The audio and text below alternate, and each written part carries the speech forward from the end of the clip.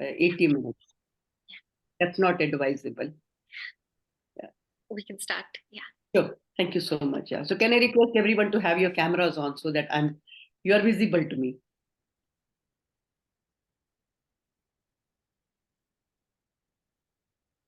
Thank you. Thank you, Dr. Deepa. Dr. Deepa, you and I, we both have a mole at the same place, if that's mole. Wow. What a coincidence. Ketki, I can't see your video on. Maybe some challenge at your end. Okay, great. Thank you. Thank you for having your video on. Yes. Thank you, Dr. Subodh. Okay. So I think we'll start the discussion. I hope you have an idea about today's topic of discussion. Do you? Yes or no?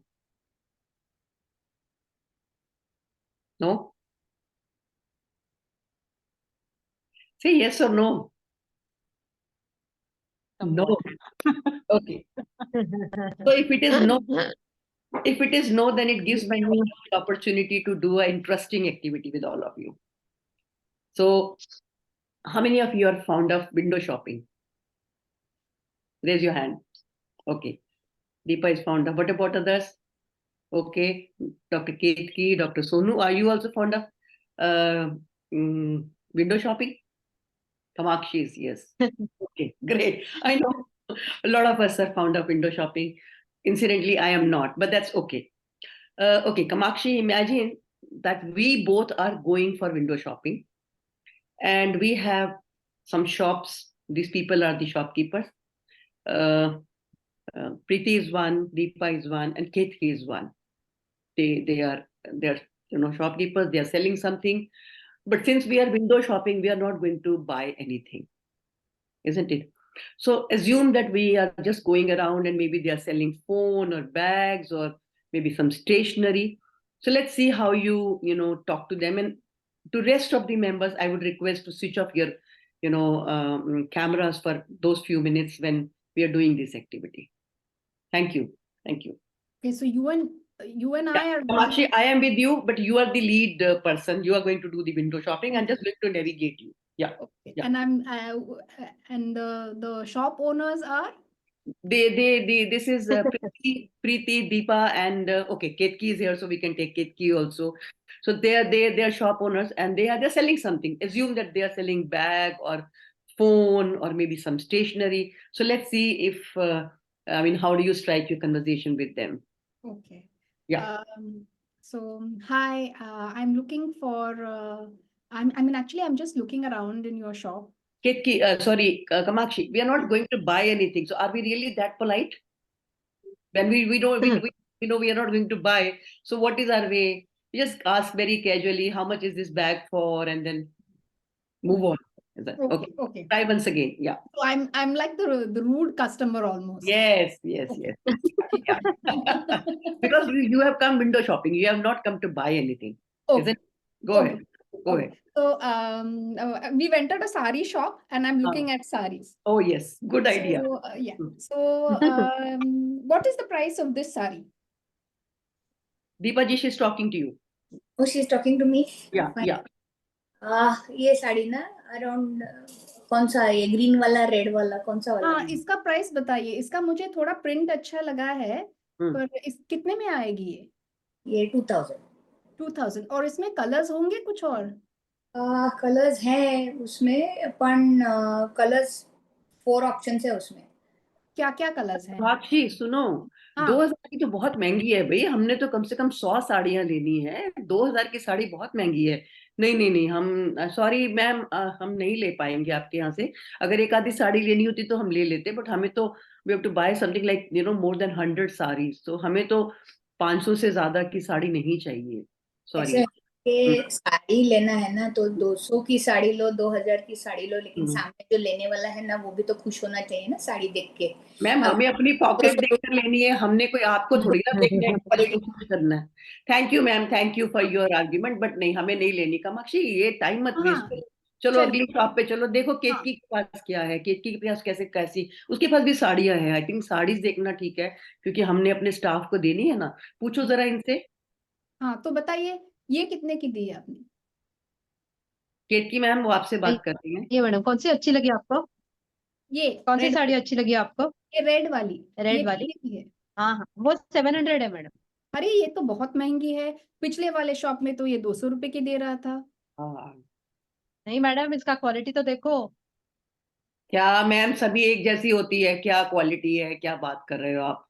अरे madam, नहीं नहीं ma'am ये madam, ये तो 700 में एकदम सस्ती मिल नहीं, रही है आपको। ये कामाक्षी आगे ये जाके देखो, मार्केट बहुत ब्रांडेड शॉप में महंगी तो है। 2000 में मिलती है मैडम। नहीं कामाक्षी ये नहीं, मार्केट बहुत महंगी है। नहीं नहीं हाँ नहीं। चलिए हम नेक्स्ट वाले शॉप नेक्स्ट में शॉप पे चलते हैं। हाँ, नेक्स्ट शॉप। ये मैडम लग रही है इनके पास कुछ हमें मिल सकता है, पर शॉप तो बहुत महंगी लग रही है। चलो ट्राई तो करते हैं। ट्राई चलो कर। हाँ प्रीति के पास चलते हैं, चलो। चलो।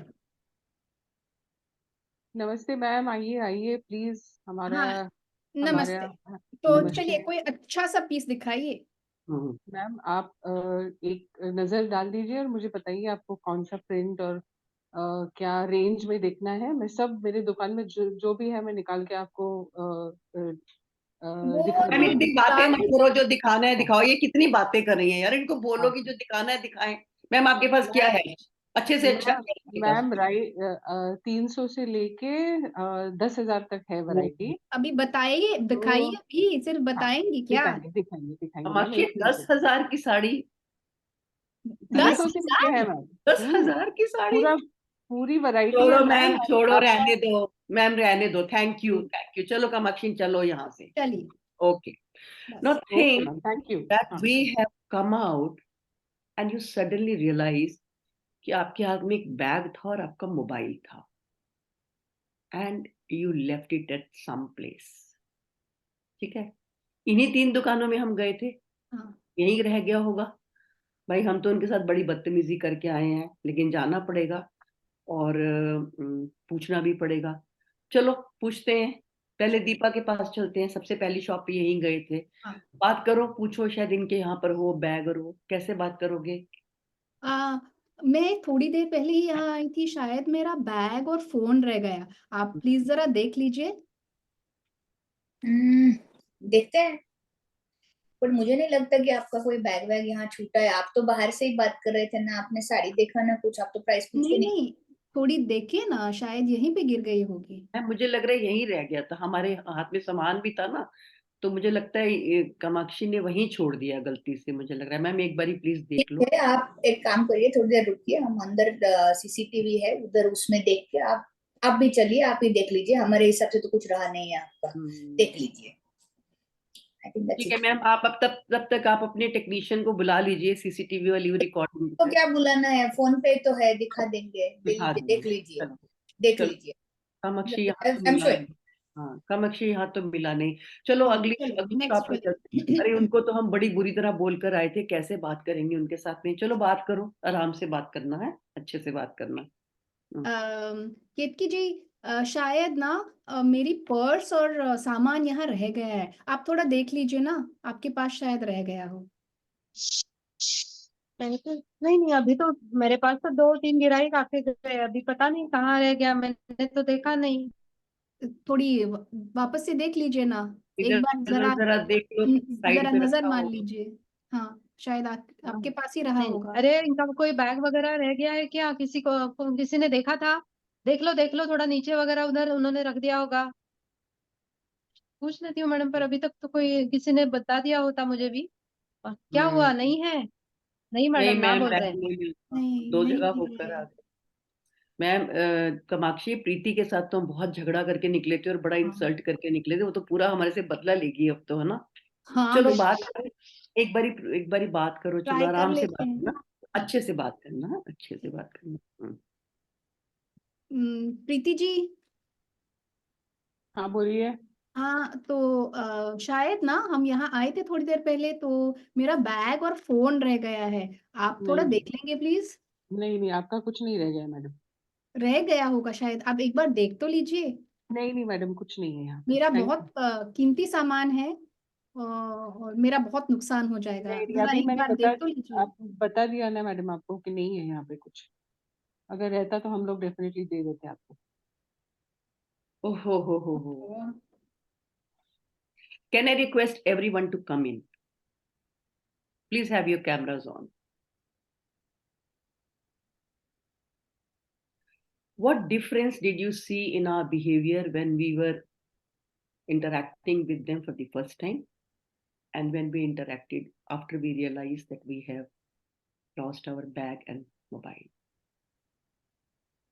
The first time you were in a dominating position, and that's why you were acting a bit smart. And then you were in a submissive mode because you had to retrieve your lost item. Okay, thank you. What do others say? Yes, Sonu, please go ahead. Yeah, very, very rude the first time. Very good. And next, the second time was, more cordial, submissive, Respectful. respectful. Yeah. When we feel we need, when we feel we need others, then we are very polite Yeah. to them. First time तो कोई गरज ही For नहीं थी our ना work. हाँ, गरज नहीं थी, कोई हमें जरूरत नहीं थी. Vrishali, do you wish to add something? Go ahead. Yeah, so I would say first time it was not really rude to say, but it was carefree, careless type of discussion. क्या मतलब consequences का परवाह नहीं था. तो हमें क्या फर्क पड़ता है, हम जैसे मर्जी, हाँ. है ना? Whereas second time you were conscious कि अच्छा मेरे हर एक statement का सामने वाला कैसे you wanted your statement or your sentence to be understood by the person. Thank you, Vrishali, for explaining it exactly the way I wanted it to be. When you class without knowing the purpose of the class, without knowing the topic, without knowing the objective of the class, you are window shopping. But when you sit for a class, when you know what is going to be discussed, what do I want to learn? What are my questions? What are my doubts? Why should I learn it? When you sit with this clarity, you will not only participate, but you will be very eager to learn. So I request all of you, whenever you sit for a class or a program or a session, always know what it is, why this, how am I going to be benefited, how am I going to be using this session. After all, you are investing a lot of your time. So clarity on the objective is very important. So let me tell you, the topic of this discussion is managing aggressive patient party. Okay. So if I may ask you, in what all situations or conditions patients or their family members become aggressive? It will be nice if you could write in the chat box so that I can hear everybody's point of view.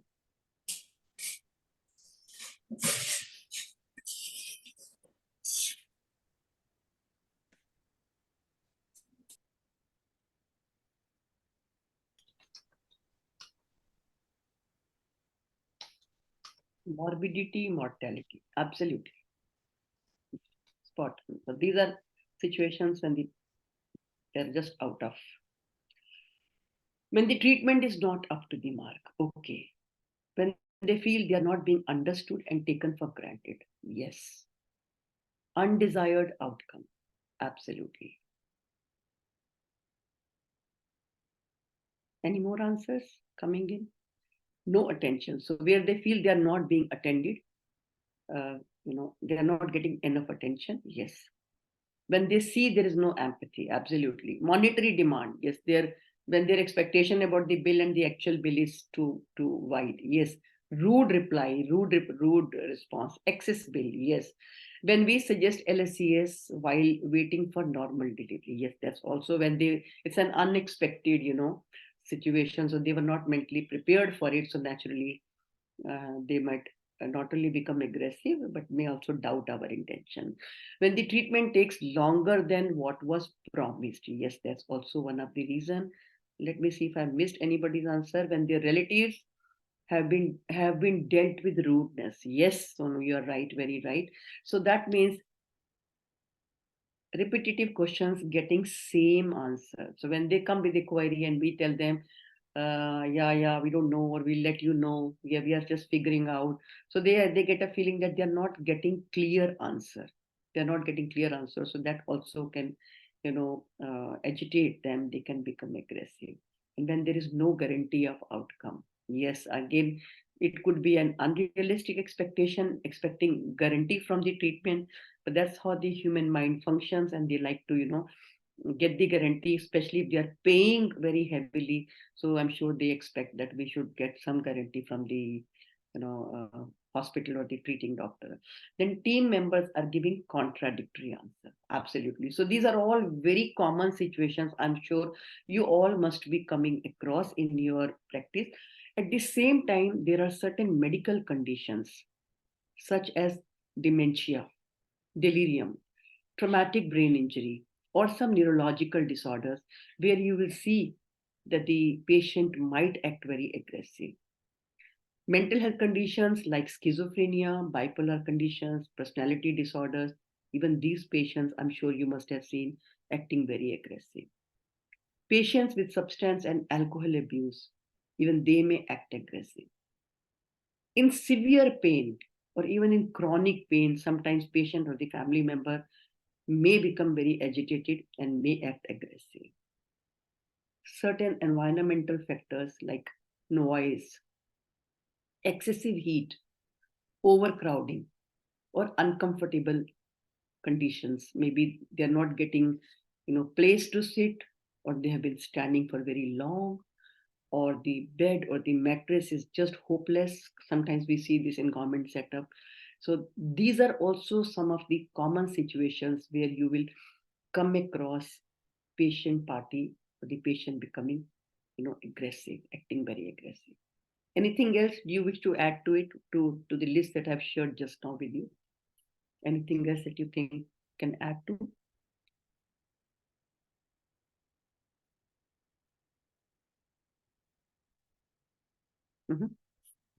Okay. So I would Sorry. say I have one observation. Could Sure. also be a reason where you see a gross negligence being tendered towards the patient by the hospital staff. Absolutely. Negligence or ill treatment or disrespectful handling or careless attitude, not attending to the patient's pain or bleeding or suffering, definitely the family is likely to become aggressive, and they may, even start arguing, fighting, even physically hitting people. Okay, no coordination among different different doctors. So even that can also be a reason for, aggressive reactions. Yes, Dr. Deepa, go ahead. Basically what happens sometimes is that some of the relatives just try to show off, and they feel that the patient is not being taken care of. I mean, you have these really old people who get admitted, and their children from the US or from abroad or somewhere come over, and then they start acting as if there's no end to what they demand. And keep saying कि US में तो ऐसा होता है, ऐसा होता है, वैसा होता है, आप कब से बेल बजा रहे, आए नहीं है, that kind of a thing, where patient and not the patient but the relatives, some of them really expect that somebody should hold that patient's hand and sit with that patient through her delivery or something of that kind, which is really not possible. I mean, I wouldn't put it as negligence, or I would not even put it as being insensitive to her pain or not responding to her, but their expectations sometimes are such that it's very difficult to fulfill that. Absolutely. So there could be unrealistic expectations, and if we have not been able to fine tune it, then they will assume that, I mean, we are not very caring or very sensitive or not handling cases. So definitely at the end, they would blame the hospital and the doctors and the healthcare professionals, which would actually, further upset them. So I think we'll do a small role play. How many of you are comfortable doing the role play? Okay, Dr. Deepa is comfortable doing. Okay, so Dr. Deepa, you choose to be the patient party or the doctor? What would you prefer? Uncooperative patient. Talkative patient? Uncooperative patient. Cooperative patient. Okay, so Deepa will be the patient, and who is ready to be the doctor on duty with whom Deepa will be talking? Anybody? We are not from that medical field, so Yes. it will be very difficult for us to act as a doctor to a very rude patient. And a normal patient, at the most we can try. So I would request you to be observer, and I will give you the task that you have to observe. I think Dr. Subodh is ready to be the doctor on duty. Okay. So I had shared a case study with all of you. I hope you have all had a chance to look at the case study. Great. Yeah. So we will assume that Deepa is one of the attendants of the patient, Mr. Sharma, who was admitted for cardiac surgery. And during his, before surgery, during the interaction, the nurse kind of handled patient roughly, was rude in talking, and also while turning the patient left and right, she probably, was very rough in handling the patient. So now the attendant has seen, Deepa has seen the patient being handled very badly. She's very unhappy, and now she has come to Dr. Subodh, complaining, and then she's very aggressive and very dissatisfied with the way this has happened. So, Dr. Subodh, do you require any more information about it, or this much of information is enough? Okay, thank you. So would anybody like to accompany Deepa? Because it's usually 2-3 members of the family who would. Now you're frightening me. Only when we experience something like this, we get to know both the sides of the, Thank situation. God. Yeah. Thank God this is online. Can we accompany Subodh?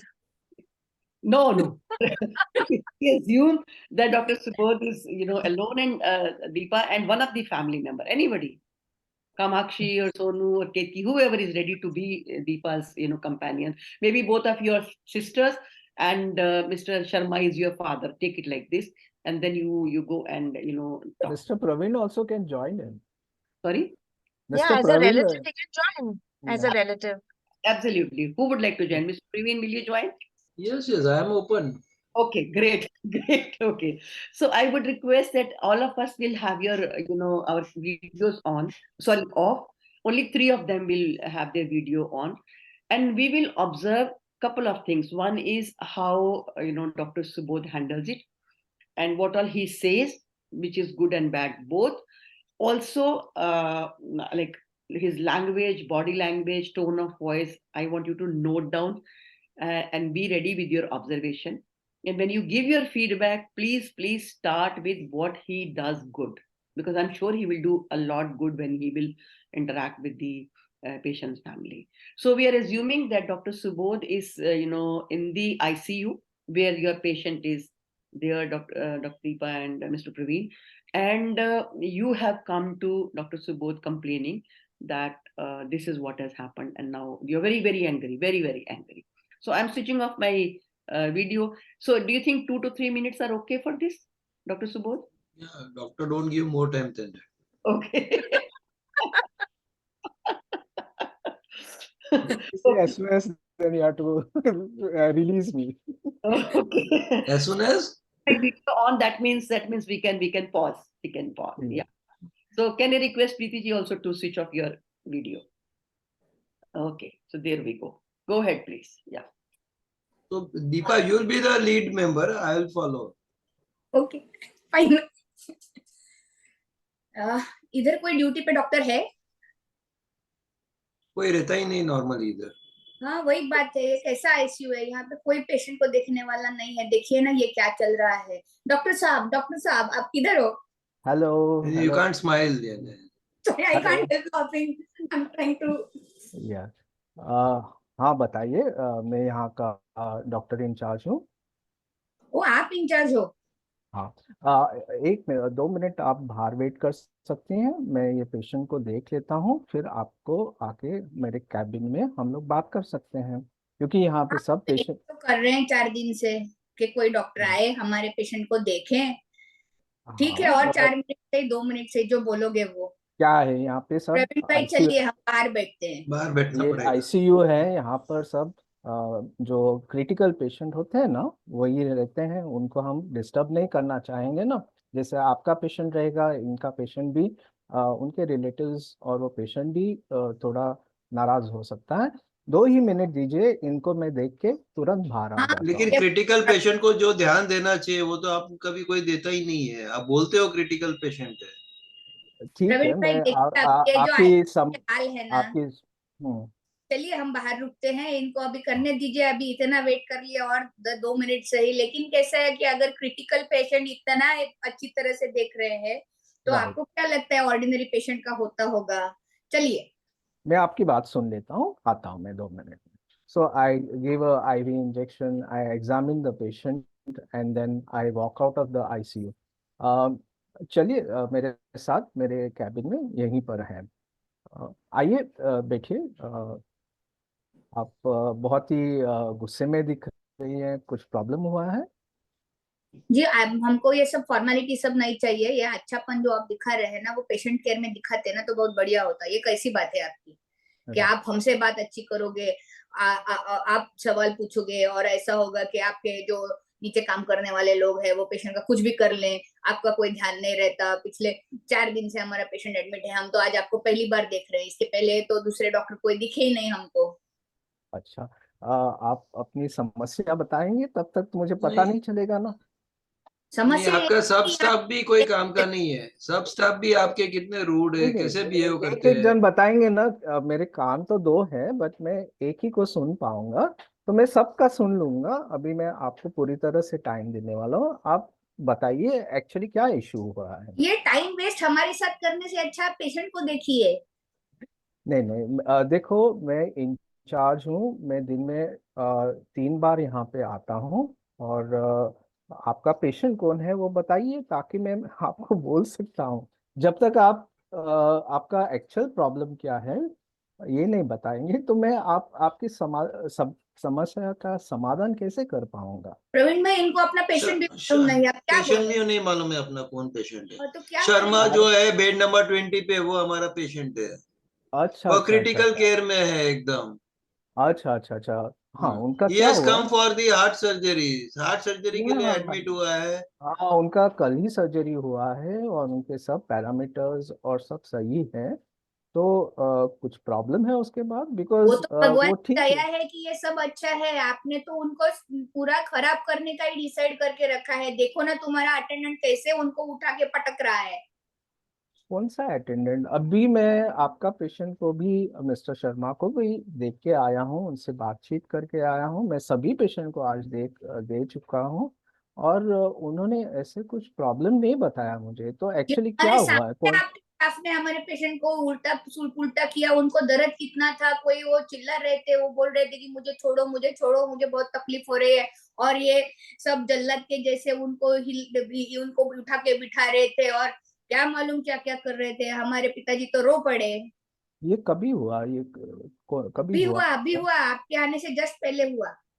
अच्छा, और आप बता रहे हैं कि कोई तो nurse ने ऐसे किया है? आप वो जानती हैं मेहता वो? नर्स है ना, मेहता नर्स। मेथा वो नर्स? सीनियर नर्स है ना, वही ऐसे है।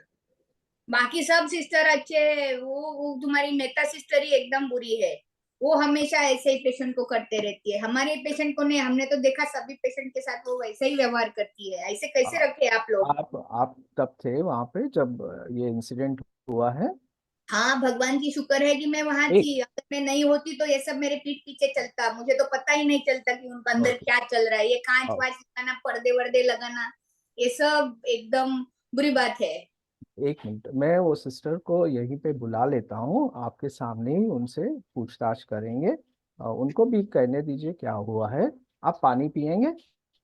नहीं नहीं, डॉक्टर साहब, हम आपके सामने उनकी कंप्लेन करेंगे तो वो हमारे पेशेंट को और बुरी हाल कर देंगे। ऐसे नहीं हो सकता है। मैं यहाँ का इंचार्ज हूँ। मैं इस पूरी बात का मैं रिस्पॉन्सिबिलिटी लेता हूँ। अगर मेरे स्टाफ ने कुछ गलत किया है तो मेरा फर्ज बनता है कि वो चीज़ को मैं ही हैंडल करूँ। करेक्ट अरे है, आप जो बोल रहे हो डॉक्टर साहब सही है, तो लेकिन अगर पेशेंट को मालूम, अगर उनको मालूम पड़ेगा कि अच्छा, हमने आपके पास कंप्लेन लेके आए हैं, तो फिर वो और भी सब उनके स्टाफ मेंबर को बोलेंगे और सब हमारे से ऐसे बिहेव करेंगे, तो हम तो कहीं के नहीं रहेंगे। सो ये प्लीज हॉस्पिटल आप का। हमको सुन लीजिए और फिर आप आपके वर्ड्स में उनको गाइड करिए या एक्सप्लेन करिए। वी डोंट वांट सर, के आपके सब स्टाफ फिर आपस में उनका सब दोस्ती का नहीं रहती है, तो एक जन को बोला तो वो सब सब बिखर जाएंगे। ये वैसे भी hospital आप 3 ही बार आते हो और आप 3 बार आके क्या करोगे? वो तो 8-8 घंटा वहां पे रहते हैं, वो ज्यादा तकलीफ देंगे हमको। हमारी बहन हिम्मत जी, मारी गई थी कि हम आपसे बात करने आ गए, बहुत बुरा बहन जी, किया। मैं समझ रहा हूँ। मैं 3 बार इसलिए आता हूँ क्योंकि मैं दूसरे पेशेंट भी देखता हूँ। दूसरे ऐसे हाँ, नहीं कि लेकिन हाँ। बाकी के बीच के समय में क्या होता है वो आपको कैसे पता चलता है? हाँ, आपके पीठ पीछे आप कैसे आपने जो कहा है, अच्छा बात करते हो? राइट, आपने जो कहा है मैंने समझ लिया है, और वो सिस्टर से मैं ज़रूर बात कर लूँगा। आप नहीं चाहते हैं कि उनके सामने बात की जाए, मैं उस बात को रिस्पेक्ट करता हूँ। मैं उनसे बात करता हूँ, और आपके मन में कोई शंका नहीं होनी चाहिए कि अगर मैं उनसे पूछताछ करूँगा कि आपके पेशेंट को नहीं देखेंगे, ऐसे नहीं हो सकता है। मैं यहाँ का इंचार्ज हूँ, और मैं उसकी रिस्पॉन्सिबिलिटी लूँगा कि उनको आगे से कोई दिक्कत नहीं होनी चाहिए। ये ऐसे होता नहीं है, और ये आपने आके मुझे बता दिया है कि ऐसे कुछ हुआ है, तो मैं ज़रूर उसका पूछताछ करके उसका समाधान करने की कोशिश ज़रूर करूंगा। प्रवीण भाई, चलिए इस बात आप बाकी पेशेंट को भी हाँ, पूछिए, वो क्या है, आई वो थिंक आके आई बीन आपको टोल्ड टू स्टॉप नाउ। वो आते नहीं है, बाकी पेशेंट को भी यही सेम Thank you. प्रॉब्लम है। Thank you. अच्छा, तो मैं ज़रूर इसमें देखूंगा, और आपको उसके बारे में समाधान बता दूंगा। Can we? अभी my patient is very happy. I My know. attendants are very happy. Thank Very you. good now. Can I request everyone to come in? So we require more doctors like Dr. Subodh. I don't think there will be any conflict anywhere. No? Can we tell the patients to talk थोड़ा तमीज से right from the beginning? क्या can we say? Can we tell the patients to talk a little less aggressive right from the beginning so that we can have a proper conversation? तमीज से बात करो, something like that. See, again, आराम से बात करो और तमीज से बात करो, हाँ, बहुत फर्क है ना? Yeah, word can be cool down, please cool down. जब That हम will हाँ, be better. ठंडे दिमाग से. जब हम कहते हैं ठंडे दिमाग से बात करो, तमीज से बात करो, तो हम क्या कहना चाह रहे हो? कि आप गर्मी में बात कर रहे हो, हाँ, बदतमीजी से बात कर रहे हो।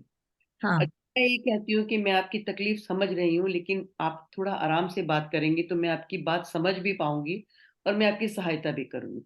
So when you assert, you are respectful. We will talk. हाँ. That was a very good question. I think that was a very good question. I think first of all, let's give feedback to Dr. Subodh, and much before that, I would like to really applaud the way he did the whole thing. I'm sure he must have already done some, practice and learned. Must be doing it. That's why probably you could do it so very well. I think you actually covered almost everything that I expect anybody to handle. And if that's how situations are handled, most of the situations can be de-escalated and can be managed at a very very early stage, and it would not turn into aggressive reactions. Because even if they wanted to be aggressive, they kept on complaining of 110 things, but they could not actually come up with any one single this thing. Because you really were very very open to listening and then giving them a chance to speak. You even allowed them to vent, and you did not react to whatever they were saying. But I want everybody else now. So if you want to unmute and speak, please be brief and tell me 1.1% what you think Dr. Subodh did well. 1.1%, very brief. But I want everybody to add 1 point, different aspects. He Raise was your. very calm. Sorry. It's okay. It's okay. Before actually I could say you spoke. That's okay. He was You can go ahead, Doctor. calm. Yeah, Yeah, he was very calm and patient. That's wonderful. the most important thing. I completely agree. His facial expressions, his body language did not show any kind of anger and aggression. Absolutely. Yes, Vishali, go ahead, please.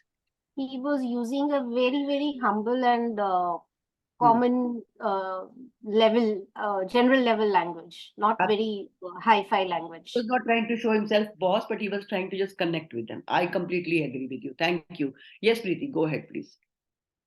He didn't lose his hand in the conversation, so he kept his position up and made sure that his point went across. And I think he kept was very very I can't get the word for it. I think the conversation was in his hand, so he didn't lose it. So he was in control of the situation Yeah. without exercising his authority. Correct. Actually Right. expressing that I am in authority and how can you talk to me like this? And nowhere he lost his control and composure. He maintained that composure. Still, he was able to handle both of them very, very well. I completely agree with you, Preeti. Yes. What about others? Anything that you wish to add?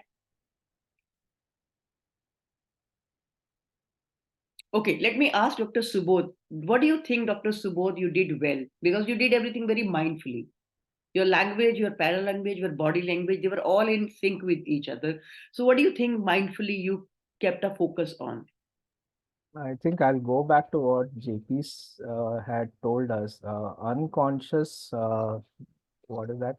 He used some word.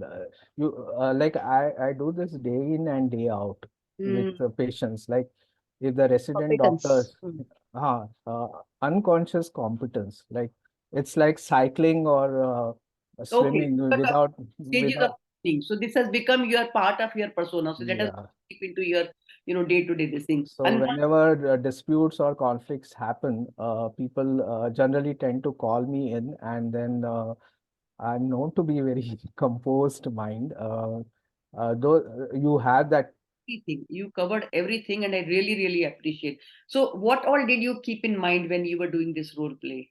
that they are bound to be very angry and agitated, but they want to vent out whatever they had in their mind. It's unless somebody is there to listen to them. See, the grouse was that nobody is there around for so many hours. Nobody comes in the ICU. No doctor is to be seen. So, despite that, I said I'm in charge, and I'm responsible. If you are saying that nobody is there, then it's my duty to check that. And I understand that if there are difficulties, you have come to the right person. I'm supposed to look into it. So I have to give them that you have come to the right person, and I'm supposed to. If I say that no, you have to go to the medical superintendent, you have to go to the medical director, then I am shirking responsibility. Send them away and send them from one place to another. Absolutely, you took responsibility and you decided to address it in a very, very professional manner. I really appreciate. So, Mr. Praveen and Dr. Deepa, what do you think Dr. Subodh did well? What do you think was really, really something that you appreciated and you expected? He did not lose the control. He accepted whatever we were participating in each and every talk. And he was open to all suggestions or our complaint. Then we said that no, we don't want that nurse to be called, because if I complain in her presence, then I have to live with her. No? How can I complain for somebody? And somebody may take it as an offensive, or they also have a group in all office. If you talk to one nurse have their internal group and communication. Ward boy have their own thing. All resident doctor have their own group. So once you talk to somebody, it spreads like anything. That concern of yours was very genuine, actually. Usually, family would actually ask for apology. They would be very adamant on it that call the nurse and I was actually writing to Deepa to ask for apology, but somehow you were not very keen. So therefore I said, okay, let the role play go the way it is going. And I think Deepa also did not read my message. Otherwise, the idea was actually I was about to say that when he said ki unko mat bula. Then there would have been contradiction between both of you. So that was not expected. Good, I think. So there was somebody to instigate also, right? backdoor kya bola, backseat driving. I know. So if you ask me honestly, Dr. Subodh, I think you really did a wonderful role play. That is what I really expected. And I mean, you could really display all the things that I expected. What I have written, that you actually took their introduction and you introduced yourself. At the same time, if you know the family members, if the patient is with us, say for a day or two, besides patient, it is very important to know the primary caretaker's name.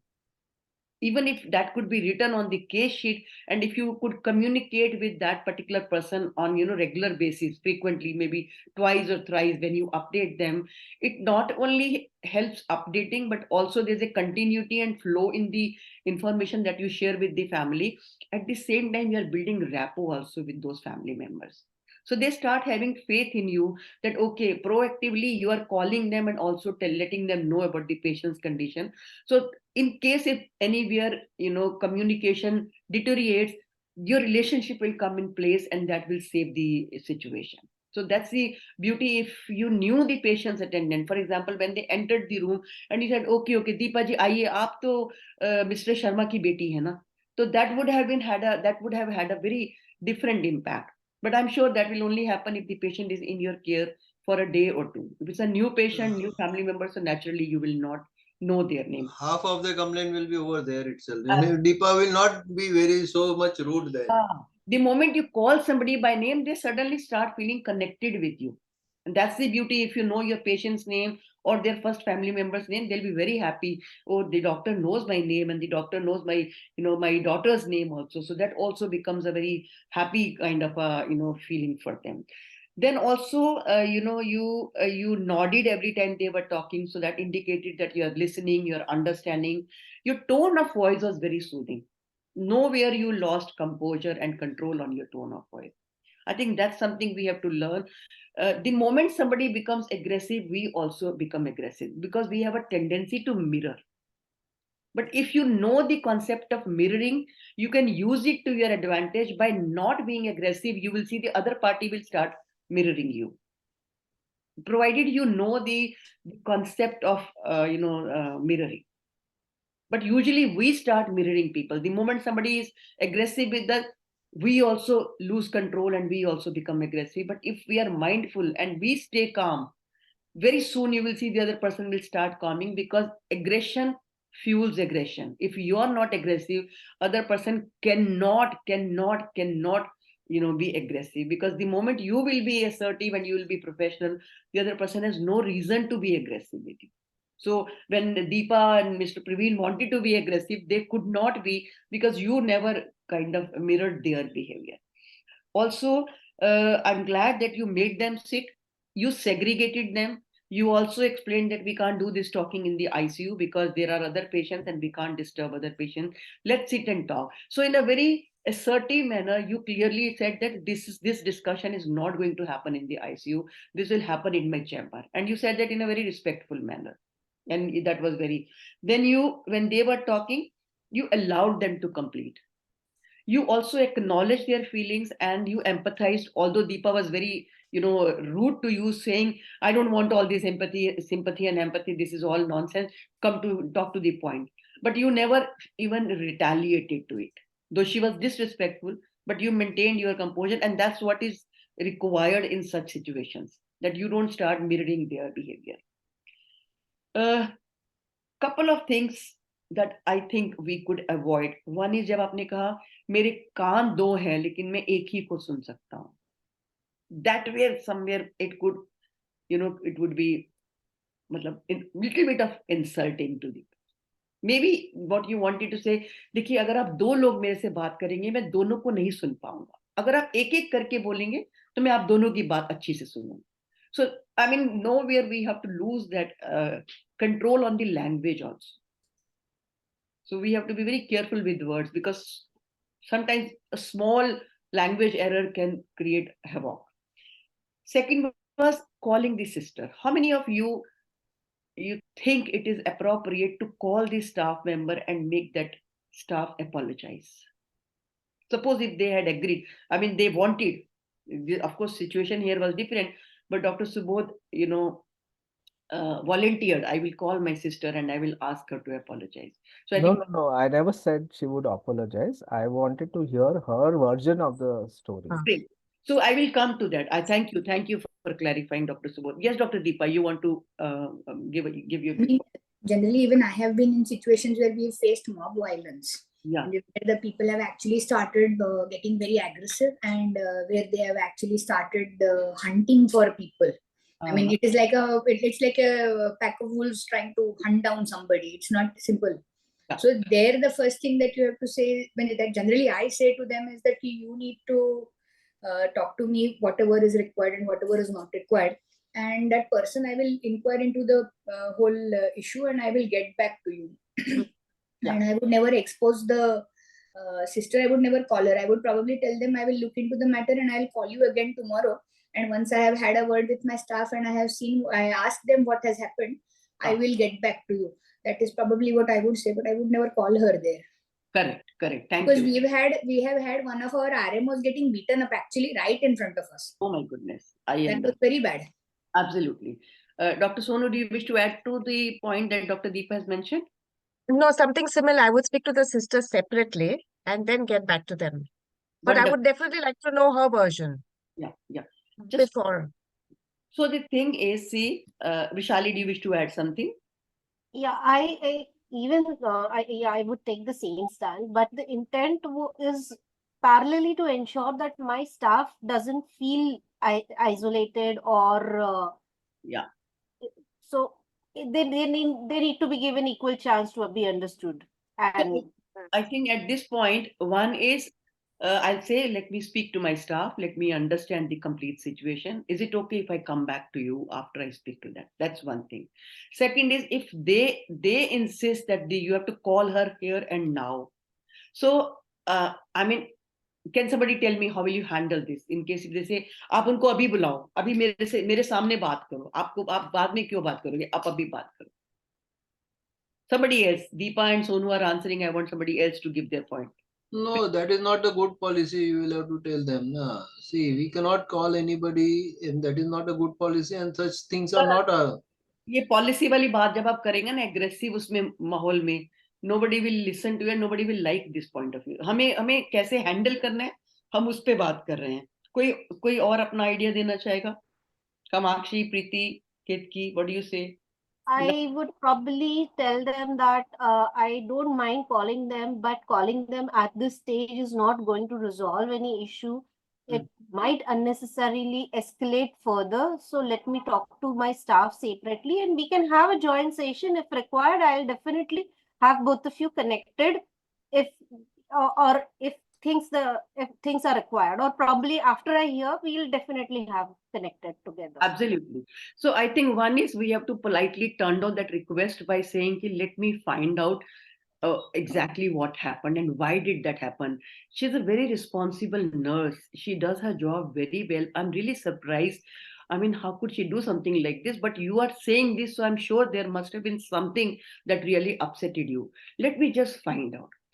Now, the concern Mr. Praveen brought up, when he said that my patient will be neglected or will be affected or his care will be affected, I think even that point can be used as a tool to explain to the family, see, I understand one of my staff has misbehaved. Allow me to talk to her and also make sure that it does not happen with your patient. So your patient is going to be under our care and these are the people who are going to look after your parent. If you ask them to apologize, she will be not only demoralized but others also will be kind of little more on guard and also may not be very proactive in care. So I think let us focus on your patient's care, then actually ask for apology. But I will definitely make sure that I speak to her and I make sure that this does not happen again. Do you think something like this can work? Yes, ma'am. And I think we can also add that since you have come to me with the problem, I will take it on personally and I will make sure that I get to the bottom of the whole thing and I will make sure that I revert back to you as soon as I can figure out the right path in it. But I just wanted to add, ma'am, do we say that you're sorry that you had to go through something unpleasant, or do we say that we apologize? Absolutely. You had to... Absolutely. I know Sonu is saying no. See, this apology, Preeti, with what intention? Just to say that you're sorry that they've gone through something that was unpleasant. Not that you're apology for the nurse or anything, but that you're sorry that they have gone through something like this. I'm sorry this happened to your patient. Yes. I understand you are angry and I'm sorry this happened to your patient. I'll definitely make sure that this does not happen again. So this kind of give them an assurance that you're not only, taking you're understanding their point, but also will make sure that it does not happen again. So I can see 3 hands. Deepa, do you wish to add something to the discussion? Yes. Primarily, when you said that Mr. Praveen's concern that the patient might be mistreated, if that is used as a defense, the relatives generally get more aggressive. They say ki you have a vendetta against us and you have made up your mind that you're not going to be taking care of my patient. So I would probably not use that point. And I would... If when you are doing this with the patient party, if you have had, you have been able to build rapport with them, and they can see you on their side, that you really are well-wisher for the patient, usually they will take your words in a manner that you are telling them as a good advice to ensure patient's care. I think this is what is my No, I agree with you, but on my personal front, I would probably not use this. Okay. Because I would find that giving them some fuel for further fire. I mean, it would probably fuel the anger. Yes, because already the relatives are feeling that you are not looking after their patient, and on top of it, they have complained to you. Yeah. It is not that they have not come to you; they have come to you, and they just don't want. We don't want a confrontation as a healthcare worker. They want a confrontation. done. So maybe at Sorry, this point, this person will be demoralized and will not see the punishment is not the way to correct the person. I will make sure that she gets enough training and exposure and clarity. And if she needs some counseling, I will also make sure that she gets that help. But do you think something like this will work? No, that will challenge your competence straight away. Then I would say you have got incompetent staff in your hospital. Okay. That is because I'm angry just now. Yeah. And because I don't want to sting straight, because I want to get into a fight and I want to I want to escalate that matter, because I have my own frustrations which I need to take out now. And it will be an ego trip for me then to show you down. This patient starts becoming more aggressive when we talk about the competence. Point well taken. So maybe at that point, we just say that let me first understand the complete situation. Let me hear her out, and then can I come back to you? I would probably say that. Yes, ma'am. Really sorry to contradict, but that is what I felt. No contradiction. The whole idea of discussion is that we come up with various perspectives. There is no contradiction. Absolutely no. Thank you for bringing that up. You have brought in your perspective, and that's also true. Yes, Dr. Sonu, you wish to add something to the discussion? Yeah, no, about this thing about calling the nurse here and now, and so could we make the excuse that she's on her duty now, busy with the patients, the ICU is full, so I don't think I will be able to call her now. I will deal with her later. No, I think Is it possible to say that? Asserting that please let me speak to her separately. It will not be fair to call her here and discuss. Let me speak to her separately and understand the situation. Let me also speak to other staff members and find out the complete situation. Then maybe I think it will be fair on my part to take a call. I think that's the way to park the request. Thank you. Yes, Dr. Subodh, you wish to add something? Yeah, I want to say why I took that decision, and I have done this on number of occasions too. And see, what happens is when patients are aggressive, the relatives are aggressive, they want an instant solution. If you are going to tell them that you come at a later stage, then they'll say, अभी इनका conspiracy चलेगी, ये कुछ बहाना बनाएंगे और फिर उसको रफा दफा करेंगे. Because aggressiveness is an instant and spontaneous thing, and they want if you say you are saying sorry on your staff behalf, because you said this 2-3 times that I am the in charge, so it's my responsibility and I take the responsibility of whatever has happened. That itself, I think, gives them some satisfaction that being so senior in the system, you are ready to apologize on behalf of your staff. So I know one thumb rule. We have to weigh the situation, what will work, but we have to be open to the idea where, like, for example, said that, like Dr. Sonu was saying, no, we don't say sorry, but somebody was saying that yes, saying sorry for what has happened and the inconvenience they have gone through, even that kind of relieves their suffering and they are okay with that. Or you taking responsibility. If my staff has not been right with you, I take the responsibility. I apologize on their behalf. Even that also helps in calming them down. So again, as I said, there is no one thumb rule. You will have to see the situation and accordingly respond to the situation. I think that's my understanding of what we are saying. Because we are going with the presumption that there was some wrongdoing. And I have confidence in my staff nurse, knowing her for so many years. I felt that she's good enough, and I'm confident to call her and resolve the issue now itself. That Subodh, is a if you yeah. brought her in, and if she did not accept that this has happened, this will further lead to argument. If your staff says, no, sir, I didn't do, I promise I didn't know, you know me very well, I've been working for you for the last 20 years, I've never misbehaved with anybody, this is impossible, there is some misunderstanding. Now, what will you tell to the patient party? Yeah, so if she says that separately to me, then I have to call Deepa once again and ask her. She says no, I and think then their anger would be diffused. See, usually if they are able to vent out and if somebody hears them out, half of the anger is already gone. And over and above that, if you apologize and you compensated for it in some way, I think most of the anger is I diffused. never apologized. I only said I'm responsible. I never said that she has done anything wrong. I didn't Lot of accept. time, you asked, tell me what is the problem, tell me what is the issue, I want to understand. So that means you are actually wanting them to narrate the whole situation, and that helps in venting the emotions related with the. I think that was a wonderful exercise that you tried doing. Thank you for that. KKG, you want to add something, I believe. Sorry to have made you Yeah. wait. Yeah. Actually, yeah, in such situations when the relatives are very angry, then I generally call my sister in charge or the floor in charge, not directly the concerned staff, but someone above her and with me. So again, venting out again with that in charge, and then she taking care. Okay, I'll take care of this. Don't worry. And then you can come to me if any such incidents is repeated.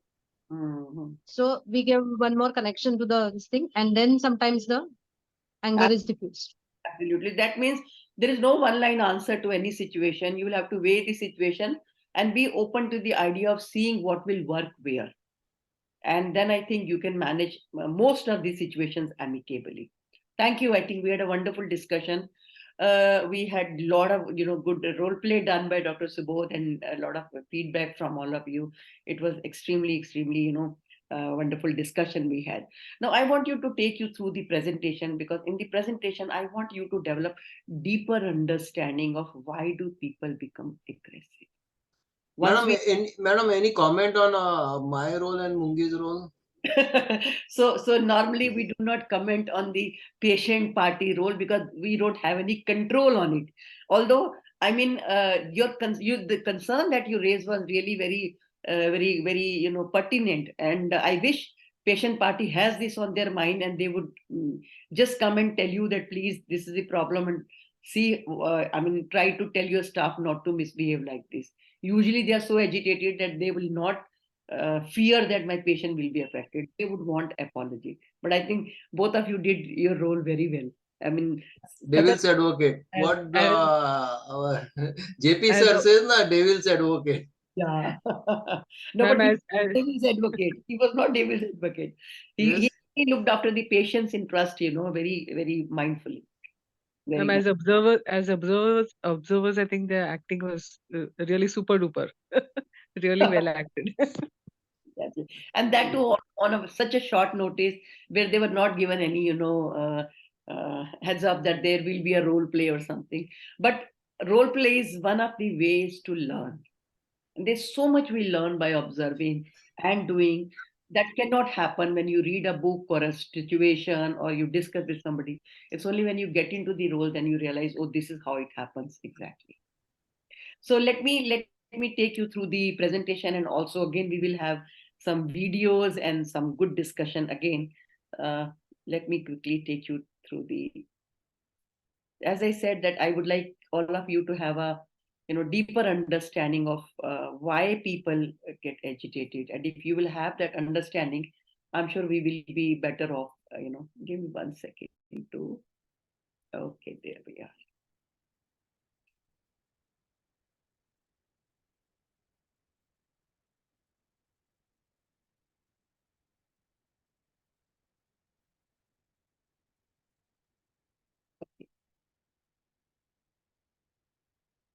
So, as I said earlier also, that there are always, situations and patients where we are likely to end up into aggressive reactions. So, like we have learned medical triaging, we should learn social triaging. So, when I say social triaging, you should be aware that in particular situations or in particular cases, there's a possibility of violence and aggressive reaction. If it's a young patient, suddenly falling ill or some injury or, accident, and lot of relatives around, there can be an, aggressive reaction coming from the family. Somebody who is very well connected, there's a risk. Somebody who is, who is very senior, but he has a lot of family members coming up and down, there's possibility of aggressive reaction. So, or somebody critically ill, or some outcome that has gone wrong. So these are the situations where there are all possibilities of, aggressive reactions. And I said, cases where the patient is unwell, aggressive, schizophrenic, personality disorder, drug abuse, accident. In such cases also, there's all possibility of aggressive reaction coming from either the patient or patient party. And it never rains suddenly. There's always a storm before it rains. So crisis moments do not happen all of a sudden. There's always a warning sign. There are always red flags. Only thing is, do we really recognize these red flags? Do we promptly attend these red flags? That is something to be thought about. And if we are alert and proactive, you can actually prevent a lot of aggressive reactions just by taking timely action. Before going further, I want you to understand or develop deeper understanding of why do people get angry. You have answered in the chat box when we started the discussion. I came across this article by Mark Gorkin, who says there are 4 phases of anger that starts from 4 eyes.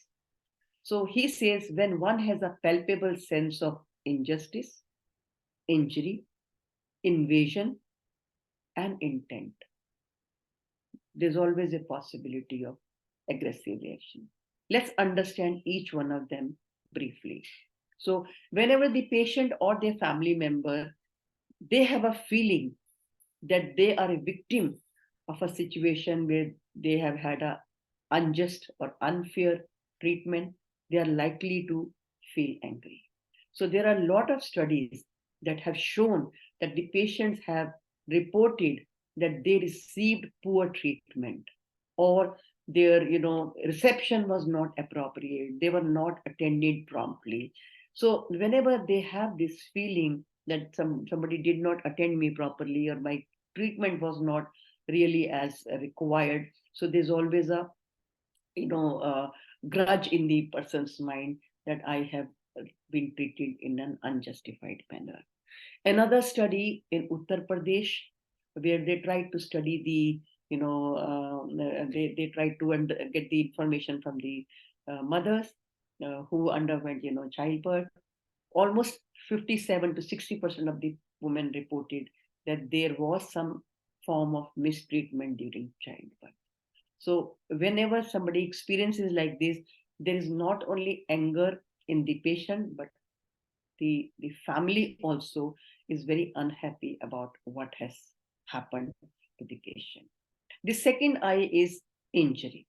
So whenever the patient experiences some kind of harm at the hands of healthcare provider, so it could be patient falling from the bed, or it could be wrong injection, or wrong procedure, or it could be holding the patient, tying the patient tightly, and the patient developing red rings around the arm.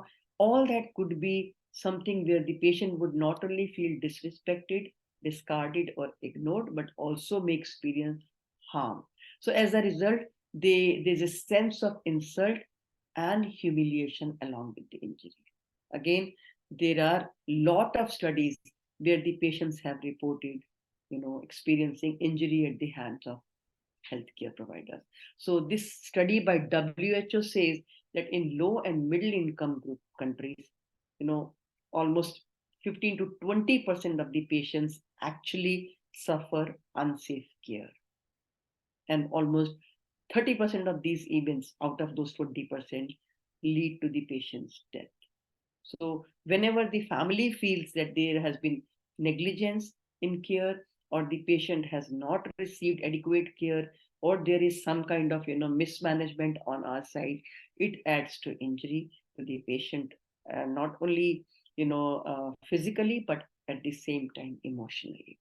So another systematic review revealed that every 10th patient in the hospital suffer some kind of harm, avoidable harm, at the health of healthcare professionals. And as a result, not only the patient, but also the second victim, the healthcare provider who's responsible for the error or the event, they suffer emotional, psychological, physical, financial, and livelihood consequences. So, this is another eye that really, hurts the patient party. So, in another study at New Zealand, US, Australia, and UK, they identified 6 types of mistreatments. And the most frequent was failure to meet professional standards of care, specifically being neglected and abandoned by the healthcare providers. So these studies clearly indicate that we can't deny that we neglect or we harm the patient, maybe not knowingly, but we do harm the patient. The third I is invasion. So being in the hospital on the bed is not a comfortable idea. When there are people around you coming and lifting up your shirt, trying to touch, examine, and do all sorts of things, and then when you have rounds and we have so many doctors and nurses standing around you, it's absolutely uncomfortable for anybody. So whenever the patient experiences that their personal space is constricted, disrupted, or violated, this can give them a feeling of being invaded. We have cameras all across the hospital for their safety and for also vigilance, but at the same time patients feel their privacy is being kind of intruded. And whenever there is identity and body or psychological integrity is threatened, they feel again being invaded. So asking a patient to use bedpan, I mean, for us it could be something regular, but for a patient to actually use bedpan in the bed is such a difficult experience, and they feel very, very uncomfortable. So all this could add to the feeling of being invaded. So another study where they actually explored patients' experience in psychiatric consultation, and they found that the patient felt being stigmatized and discriminated because of their mental health condition. At the same time, they felt lack of privacy and confidentiality of their consultation because there were people around who were overhearing what was being discussed, and there was not enough privacy to give them a chance to share their information in a private manner. So these are the 3 eyes which can lead to anger, and whenever the patient or the patient party would have that energy and determination to do something about whatever they are experiencing, they are ready to challenge the status quo. That's where they literally act out. So the case study that I had shared with you was to give you a deeper understanding of the patient's perspective. So I hope some of you could think about some of the answers of the situation. Did you get a chance to read the questions and look for answers? Did that bring in some insight? Can we quickly look at the questions that all of you had a chance to look at the case study? Okay. Yes. So if I may ask the first question, should I show the case study? Give me 1 second to open the case study. 1 second.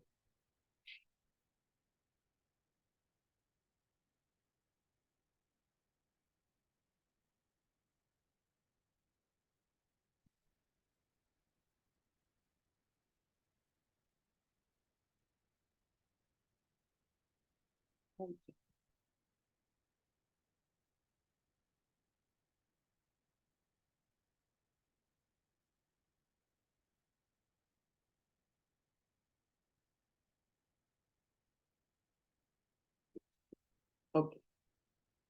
So the first question is, how do you think the family would perceive this behavior? I think we took similar, we took the same case for the role play also. So how do you think the family would perceive this kind of a behavior?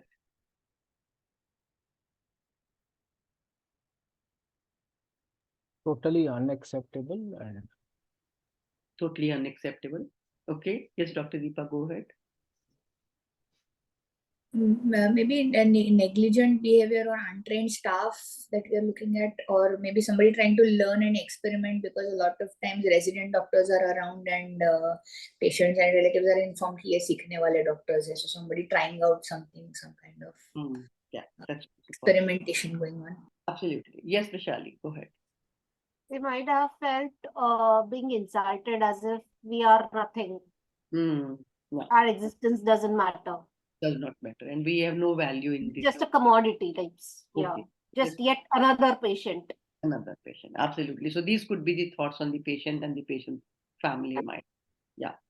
So what challenges do you think exist for the family members when they witness such incidents in a hospital setting?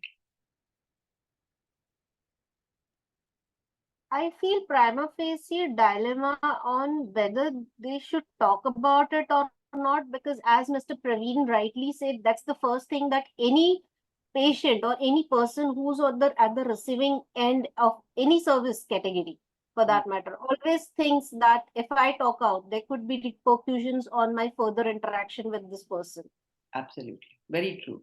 Dr. Subodh, go ahead, please. yeah, the feeling of helplessness that the doctor party, the hospital is a little intimidating. I mean, like you can't cross swords with them, and you can't say it, but you want to also say it. But then your concern for your parent is too overwhelming, and then you have to do something about it. You can't just keep quiet about it. Absolutely, I think spot on. Yes, yes, Dr. Deepa, and after that, Preeti ji. Yeah. Yeah, I mean, I would agree with Dr. Subodh has to say, but I would also add that the patient is scared, the relatives mostly. Nothing wrong should happen to their patient. I mean, it is a concern, a pure concern that something going wrong. I mean, something like a cardiac surgery has happened and the patient is uncomfortable and is being moved around. There is a fear that now there are stitches on his chest. What when they are trying to move him, if the chest just opens up or something of that kind? Because a lot of times when we operate on the abdomen, the relatives just don't allow the patient to move because they think वो टाके छूट जाएंगे या टाके निकल जाएंगे. So they are also scared that their patient might suffer. और हमारे सामने ही इतना हो रहा है तो हमारी पीठ पीछे क्या होता होगा? So yes, that also can be on their mind. Yes, yes, Dr. Preeti, go ahead. Yeah. Ma'am, basically they're already in an alien environment, so not something that they are used to. So you're looking at a situation where somebody that you know near and dear is already in a medically difficult situation. Us versus them kind of a picture. So getting through to whom and when and how, I think all these questions keep must be playing on their mind. See, also Dr. Subodh's reaction to this situation was, I mean, very close to ideal reaction. I'm honestly not very sure in how many hospitals do we have people like Dr. Subodh who will address this situation. Maybe like Dr. Subodh said that I'm usually called whenever there's a problem, but that would be when the family becomes agitated. But what about situations where they have received something like this, but they are not agitated, so nobody listens to their problem, nobody addresses their concern. That's also one of the possibility. But definitely I agree that if somebody can address it, then definitely their concern will be automatically looked after. Okay, so how did witnessing the incident affect the family's trust in the hospital and the healthcare system? How do you think they will see the broader picture? Basically, the trust is definitely down, and they feel very small in that whole thing, and not taken as a part of what needs to be done. So definitely they won't be happy and they won't leave the place with happy thoughts, even if the patient gets better. There's always something niggling and irritating them that, everything was okay, but this happened. That kind of a thing. That they will not be able to forget easily, and they may also go out and talk about it, to a lot Yes. of people, and that itself would defame and tarnish the image of the hospital. And absolutely, I completely agree. Yes, Dr. Subodh, I think you wish to add something. Go ahead. Yeah, that we've spent so much on this treatment, and we come to a reputed hospital, and this is the least that we would expect. So we wanted the best for our parent. That's why we are spending, say, 5 lakhs, 10 lakhs on this. But this is not what we expect. Absolutely. But then, how about their overall impression of the healthcare system? So that's what I said. If this is happening in our presence, what must be happening behind when we are not around is the scare. So then they will always be on the vigil of, we can't just keep our eyes away. Somebody has to be around. Absolutely. Absolutely. Thank you. Yes, Dr. Vishali, go ahead. Yeah. I'm not doctor. I'm not a medical professional. Okay. Okay. Yes, so they will consider it as a culture of the hospital, a negative, which will be considered as negative, and definitely word of mouth or negative word of mouth about the hospital everywhere. That Absolutely. this hospital culture is not good. So they'll share their experience, to one and all, that this is what happened with us. Absolutely. Absolutely. Yes, Dr. Deepa and then Mr. Praveen. Yes, go ahead. Basically, a lot of patients come and tell us that doctor आपके साथ तो कुछ तकलीफ नहीं था, आपने तो आपका सर्जरी वगैरह अच्छा किया, लेकिन आपका स्टाफ एकदम खराब है, वो ना आप ये हॉस्पिटल में किसी पेशेंट को लाना नहीं तो ना आपका इमेज भी खराब हो जाएगा. That is what they say at the end of the whole thing. Because here in Mumbai, they understand that the doctors are attached to multiple hospitals, and we give patients option of going to this hospital or that hospital, and then the patient chooses the hospital. Unlike what happens in most other parts of our country, where the patients come to, say, a brand of hospitals, here patients come to doctors per se. There is a difference in the practice. Okay. Okay. So all the more like, I mean, of course, your reputation is also at stake, because ultimately the patient is under your care. So primarily your responsibility. Absolutely.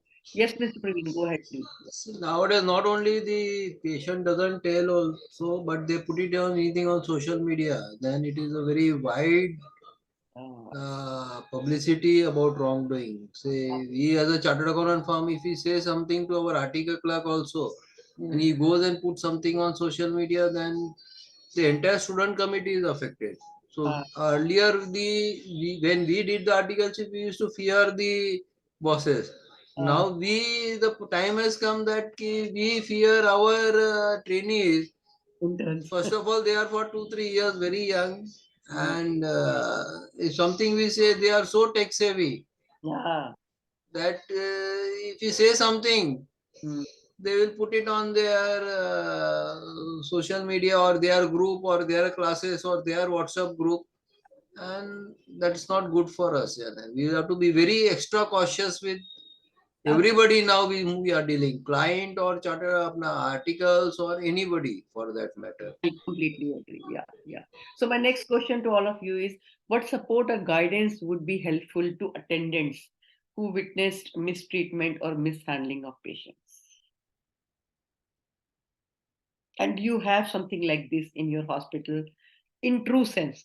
Of course, we have, public relation officers and a grievance cell and a, suggestion box and complaint office.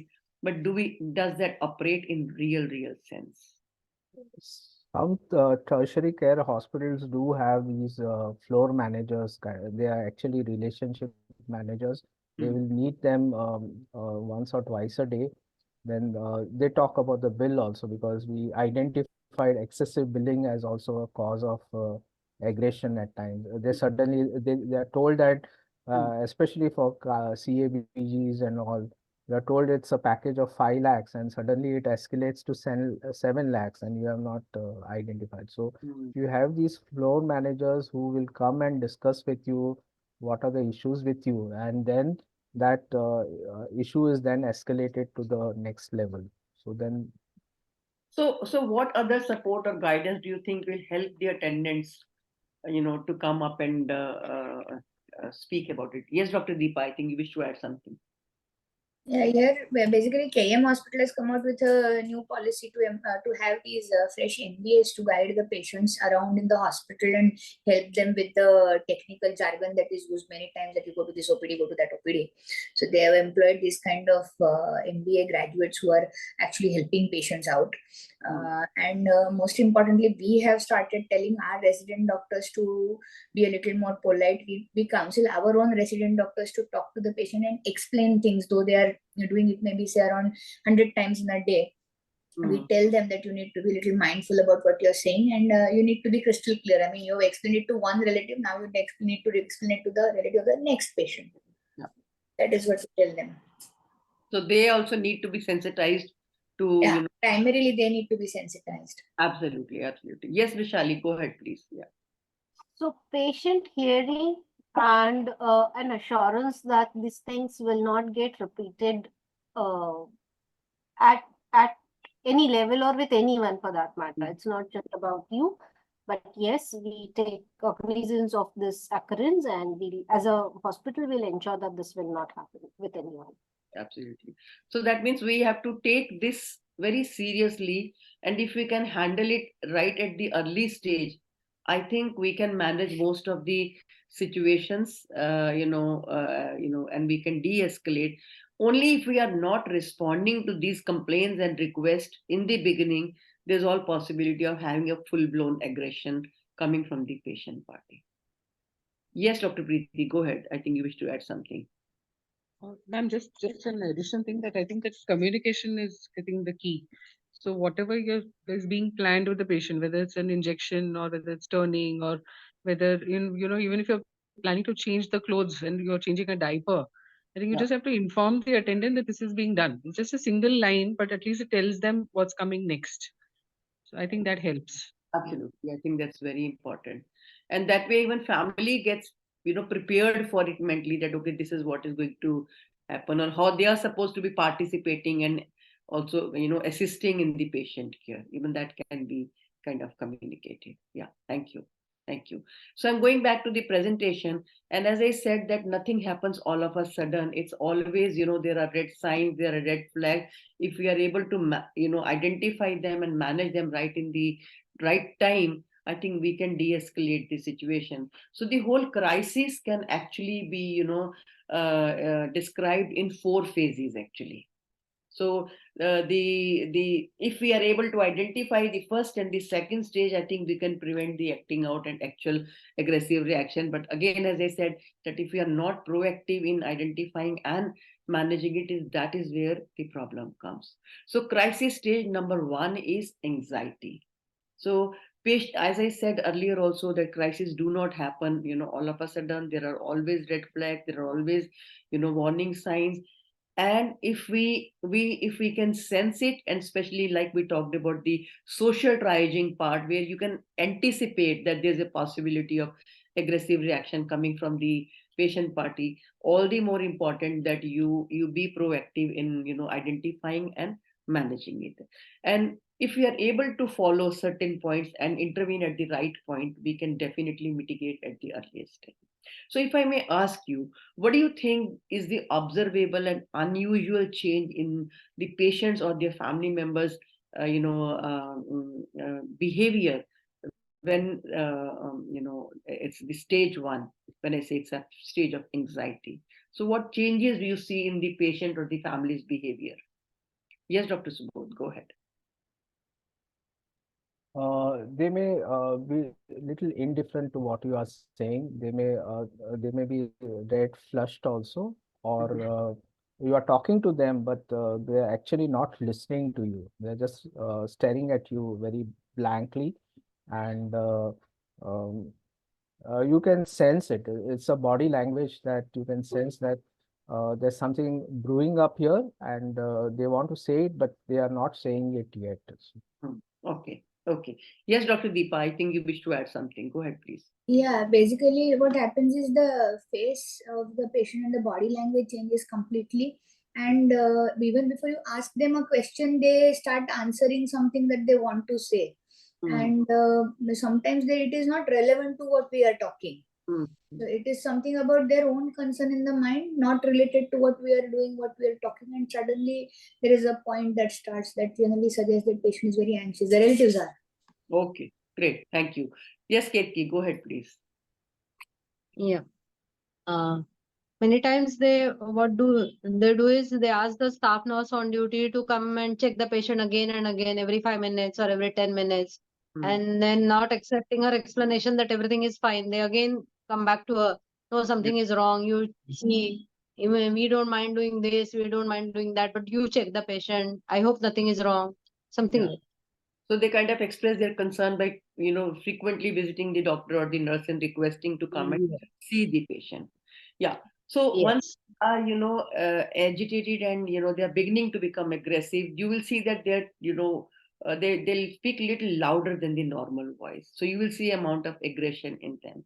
They may be even running up and down, maybe going to the, like you said, going to the nurse's station, going to the doctor, going to the senior doctor, going to the patient care coordinator. So they are trying to talk to different people and express their doubt to them and concern to them. They may even ask a number of questions, and they may come up to you and to ask others also to to help or to see or to attend to the patient. So this is this first stage where you can sense that they are little anxious and concerned, and also maybe they genuinely have a concern.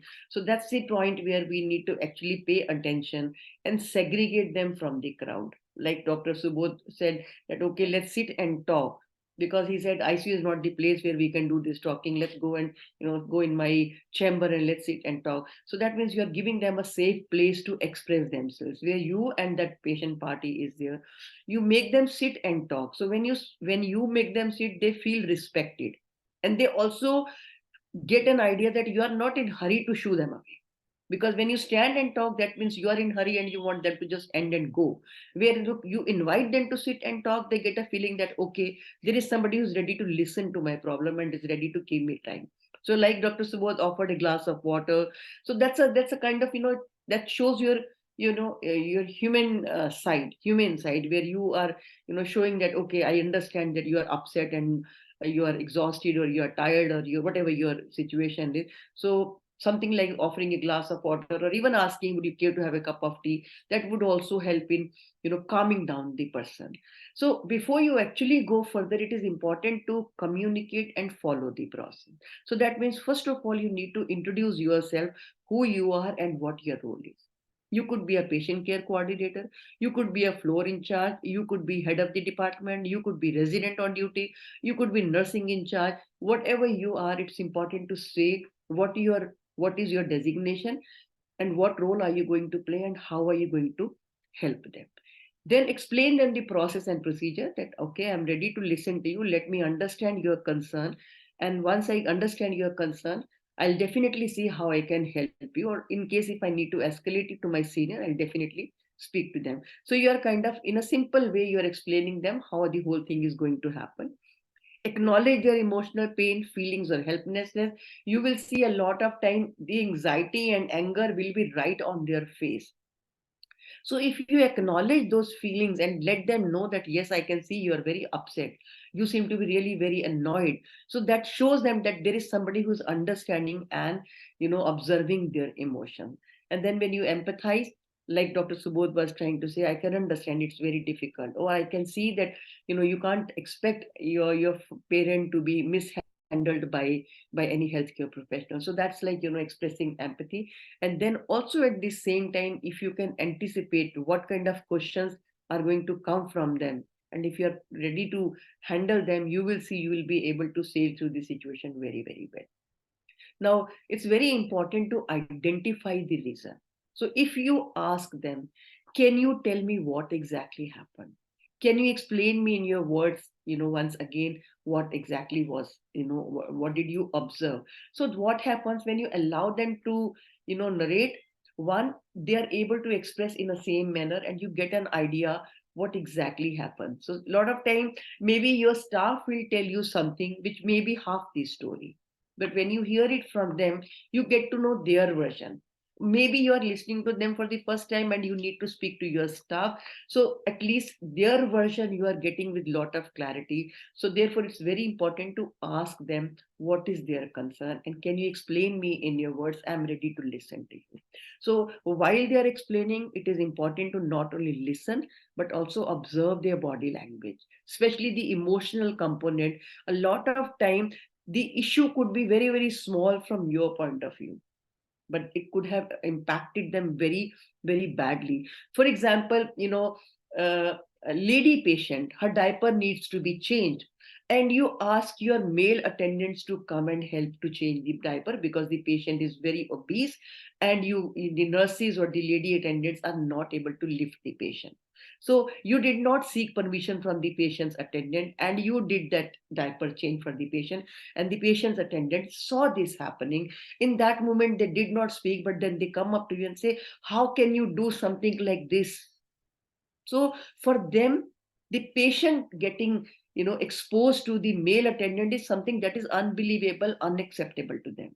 For us, it could be a routine thing because we do it day in and day out, and we know obese patients need to be lifted by men because sometimes lady nurses and the lady attendants are not able to lift the patient. So we have to not only listen to their story and also understand from where exactly it is coming.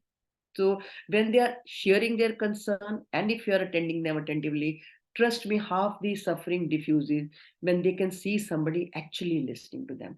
And if you remember, we have discussed this in the last session, so I'm not going to spend much time on the listening skills here, but I can at least bring in here to tell you that try to find out what are the feelings behind the facts.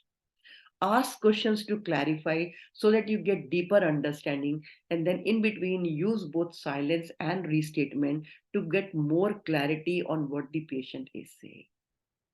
And if you have been able to do this, trust me, most of the anger would go down by knowing that there is somebody who's understanding my concern. Once they are explaining or sharing their concern, it is very important to stay calm, because a lot of time you may not agree with what they are saying, you may not actually understand what their concern is, but it's important to not interrupt them when they are sharing their concern. Also, don't try to correct them even if you can see that there is some kind of misinformation or some misunderstanding. At least in that moment, don't be in hurry to justify yourself or give your side of story. As I said earlier also, their concern may be very, very small, but you can't shun that because it is big for them. And then in that moment, we need to be very mindful of our own body language. So mind your demeanor, because a lot of time we may not say anything verbally, but non-verbally, we are kind of contesting what they are saying. So again, it's not going to go well with them, and they'll have a feeling that you are not understanding and you are not agreeing with them, but you are just listening for the sake of listening. Be empathetic, put yourself in their place and see how it is to be there. Don't try to judge or discount their feelings. A lot of time, as I said, the issue might be very, very trivial from your point of view, but for them that issue could be as big as they think so, because their feelings are very real to them, and they may not be justified to you, but to them it is very real, and their expression maybe to you it might appear to be exaggeration, but then from their point of view, that's what they are thinking or feeling. So in that moment, I think acknowledging and accepting their feeling without contesting or without actually giving any further clarification or argument is a good way to let them express what they are saying. So when you express empathy, there are 3 steps to it that will greatly help you in not only just verbally saying, yes, I can see you're very upset, but when you, after acknowledging, if you normalize, I think it's pretty normal when you come to a hospital and you are running up and down. Anybody anybody would be tired and exhausted of the whole experience. So what you have done, you have acknowledged their feelings, you have normalized it, that it is normal to be upset. You have been waiting here for 2 hours and you are looking for a report and the report is not available. So anybody in your place would feel the same way. So you are kind of generalizing them. This is one of the good ways to calm them down. But this has to be done genuinely. It shouldn't come out just like a lip service, but actually if you can understand that it's not easy to be a patient's attendant and run up and down for every small thing. Now, the next point is apologize. And I'm sure most of us will not be very comfortable apologizing, because we feel that if I apologize, I am taking the responsibility of being wrong. But in this situation, I think the first apology is for the inconvenience or what has happened. So when you say, I'm sorry for what has happened, or I'm sorry for this this experience, so you are not saying that it's me who has done something wrong, but you are actually expressing compassion, where you are trying to express your empathy with them. The second reason, in case if something actually has gone wrong from our side, then it is expression of responsibility. For example, if you have given wrong medicine or wrong dose, whether you like it or not, you will have to take responsibility. And if you think the patient knows, the family knows, everybody knows, you can't escape this situation. You will have to come out and say, yes, this has happened. Yes, and even if you don't say I'm responsible for it, that itself says that you take the responsibility. So the first expression is always appropriate. Second is appropriate when it is true. But apology does work. I have seen in number of situations when you apologize, you in a way disarm the other person from further argument or from being aggressive with you. A lot of time we apologize, but the apology is not the one that's coming from heart. So in such situations, apology fails. So can you give me some examples? How do the apology fail? What kind of apology will not work? Can you think of some examples? Yes, Vishali, go ahead. And then Deepa. An apology tendered without having an attachments involved in it, and then immediately followed by an explanation or justification of the act, which itself indicates that it is more of a mechanical process. True, very true. Thank you. Yes, Dr. Deepa, go ahead. Basically saying a sorry for the heck of it. I mean, looking at the patient and telling them, "Aapko sorry chahiye na? Ye lo, sorry. Hamari taraf se sorry." That is what commonly happens, and that is what escalates the situation beyond repair. Actually, this is the point of no return. मेरी कोई गलती नहीं है, पर ठीक है, अगर आप कह रहे हो तो मैं sorry बोल रही हूँ. Exactly. That is the biggest turn off. So, I mean, actually, it's not an apology. You are actually going to, aggravate this situation. And the corporate hospitals, you have these English talking people where very, very soft. They keep on explaining their position, and they say sorry after 3-4 sentences, but they insist on saying that they have not done anything wrong. It is said very politely. There is no voice rising. There is a body language which is very perfect because they've been trained. But they don't accept what the patient wants to say. So again, it is the corporate version of our government setup. Sorry, bol rahe ho to sorry. Absolutely. Any other way when apology fails, if you can think of?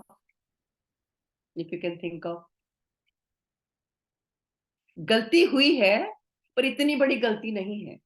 I'm sorry, गलती हुई है पर इतनी बड़ी गलती नहीं है. अरे वो पेशेंट वैसे भी बचने वाला नहीं था. आई एम सॉरी कि आपके पेशेंट को डबल डोज मिल गया मेडिसिन का, या मेडिसिन नहीं मिला, या ऑक्सीजन नहीं मिला, लेकिन वो पेशेंट वैसे भी बचने वाला नहीं था. I am sorry that your patient did not get oxygen on time, but वो वैसे भी बचने वाले नहीं थे. Now what kind of apology is this? And we have seen people giving this kind of apology. So when you say something and you don't mean it, or when there is already, you're adding insult to the injury by, apologizing in a very rude manner, it is not going to work in any case. So if what you are saying is true, then I think I'm sorry for what has happened. So that means I don't trust you. I don't think that exactly it happened. There was a mistake, but I think it wasn't that big a deal that you are making. I'm sorry, we can't attend to individual requests. Or I'm sorry, but we don't allow visitors during non-visiting hours. Or sometimes these things happen, you can't help it. So what you are doing, you are in a way, again saying sorry, but it's a pointless sorry, you can say.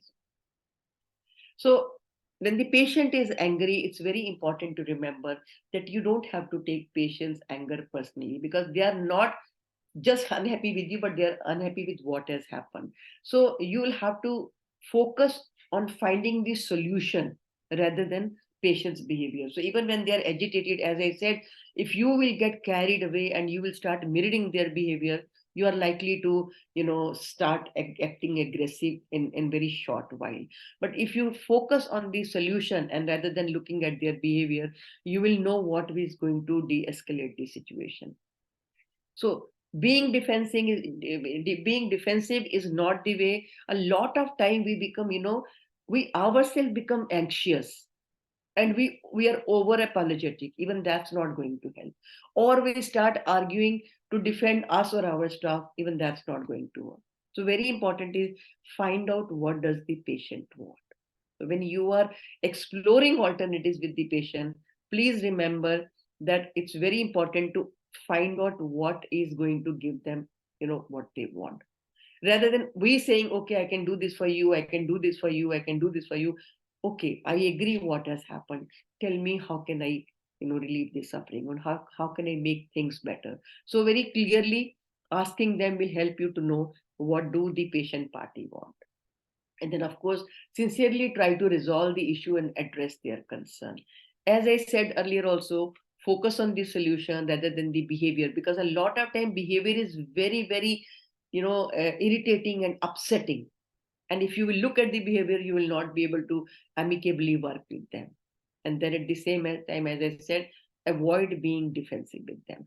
So when you're exploring alternatives, you really need to be very creative in finding solution to the problem. So how many of you have done this activity? How many of you have done this activity? Okay, so draw these 9 dots in your notebook the way it is in the slide. And then connect these 9 dots with 4 straight lines without lifting your pen. I repeat, draw these 9 dots in your notebook. Connect these 9 dots with 4 straight lines without lifting your pen.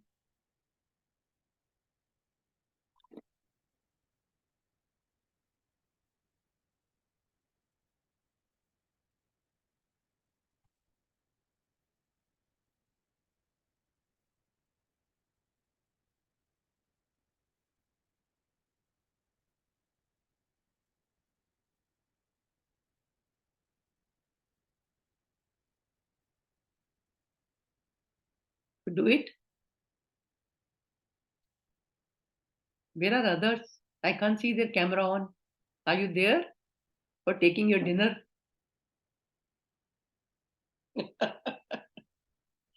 May keep your camera on, otherwise I would be confused. Are you there or not? So could anybody draw? I've done it before. So if you have done it before, then I don't think I want you to, show what you have done. I want others to try. Possible or not possible?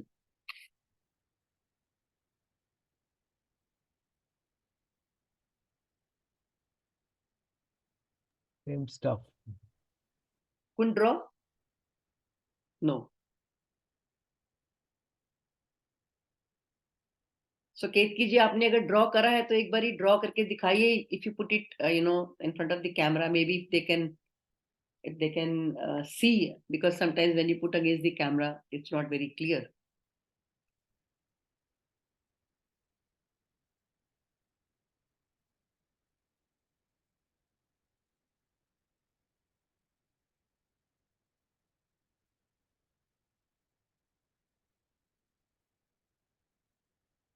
Could you draw?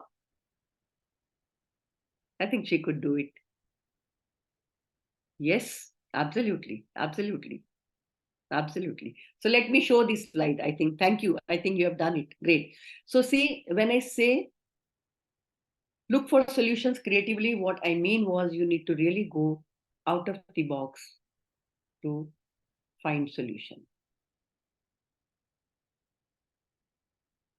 So there's a study by Harvard that says every problem has minimum 4 solutions, and every solution should be tried at least 4 times before you give up. There are 16 opportunities to resolve a problem. And if you move with the open mind, you can resolve a lot of these. There's another way to connect these 9 dots with 4 straight lines.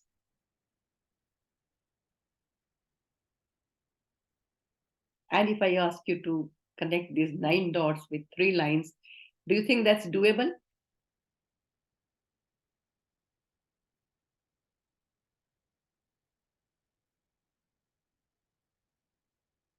The whole idea is that we need to explore alternatives by creatively thinking what can resolve the conflict. And if we can manage it at this level, I don't think we need to go to court to resolve it. Second stage is defensive. That means things have yet not resolved. The patient is now, patient or patient party, it could be both, yeah. Patient, you would see emotions weighing more than rationality. So you will see these people, anybody who is involved in the situation, you will see increased emotionality, rationality actually losing its ground.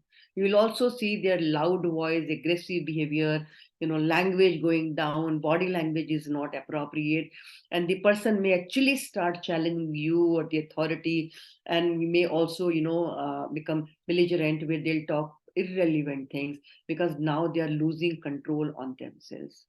That's where actually, again, as I said earlier, you will see, loud voice coming.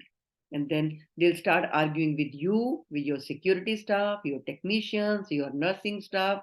Also, they will start coming out open with expression of dissatisfaction. So if you heard Dr. Deepa when she was talking to Dr. Subodh, so she said, आपका सारा staff बेकार है, बिल्कुल किसी काम के नहीं है, सबके साथ misbehave करते हैं. So from one problem that my patient was mishandled, she came down to everybody is wrong, everything is wrong, nothing is working here. So there will be expression of dissatisfaction, and there will be expression of disagreement, and also you will see, if you will ask them to cooperate on something, they will not cooperate. And in case if you are asking them to pay for something, they may come out and say, we are not going to pay for this, but you will have to do this for us. So that's the stage where again they are it's escalating. So in this situation, our response has to be, first of all, take control of the situation, but with the problem solving attitude, because if you are going to react to it, it's not going to work for you. Make sure that you provide them guidance by asking them to calm down and express properly. So in case if they start shouting or they become loud, you will have to actually reiterate by saying that, see, I understand that you have a concern, but by raising your voice and shouting and becoming aggressive, we will not be able to find a solution. We need to sit and talk and see what can be done in this situation. So you are giving them, guidance on how they are, supposed to be acting more, in a calmer manner. You could also, give them direction by saying that how they can express their dissatisfaction in a legitimate manner. So if you say, see, if you are really upset about the behavior, I request you to write a complaint and give it to me. I will definitely, do follow up for that. Or you can write a feedback, or I can refer you to my public relation officer who can, attend to you and who can take a timely action. So what you're doing, you're actually giving them, direction where they can express their anger or dissatisfaction in the legitimate manner. The next thing that you have to really remember, actually, it's not just next year, this has to be right from the beginning, is assertion. So we talked about assertion in the last class, but we left it there. As I said, we will be covering this in detail in my next session. A lot of outcome of what is going to happen after this discussion will depend on your communication style. So I'm just going to pause the presentation here and come back to you. I hope all of you have done your taken that communication style questionnaire. All of you have done it, and you have 4 scores with you. Can I ask you to write your 4 scores in the chat box with a comma in between? Write 1 score, then a comma, then second score, and then third and fourth. All 4 scores. Oh, I'm so sorry. I've not kept a copy of the. Okay, no problem. Madam, even I haven't kept a copy. I in fact requested them to share the. I have not noted down anything. Oh, okay. The thing is, you can take that questionnaire once again after this session. Since you will know the interpretation, I think we'll get an understanding of what exactly I want. Because through this questionnaire 1, you will get to know your primary way of handling conflicts. And also, what is the right way of handling, you will get an idea about. And we'll discuss about it. So at least I have 3 scores as samples in front of me. There were many more actually. I had I think Dr. Subodh, I had your scores also with me. Don't you remember your scores? So maybe if you give me a second, I will just read everybody's scores and you can note down, because it's important for you to know your score. Give me a second, it will take little time. Okay, I'm starting with Dr. Subodh. Dr. Subodh, I'm mentioning your scores. So your first score is 10, and then it is 13? 30, Yeah. 30, and then third And score it is full. 20, and then fourth one is Yeah. 20. Great. So you know your scores. Wonderful. Yeah. So write in the chat box so that others can see you. Others can see your score. Okay. Dr. Sudhir is not there if I'm not wrong. Ralini, is Dr. Sudhir there? Ma'am, he's there. He's there. Yeah, I think he joined back. So I can't see him. So I just thought that maybe he's not. So Dr. Sudhir, do you want me to tell you your scores?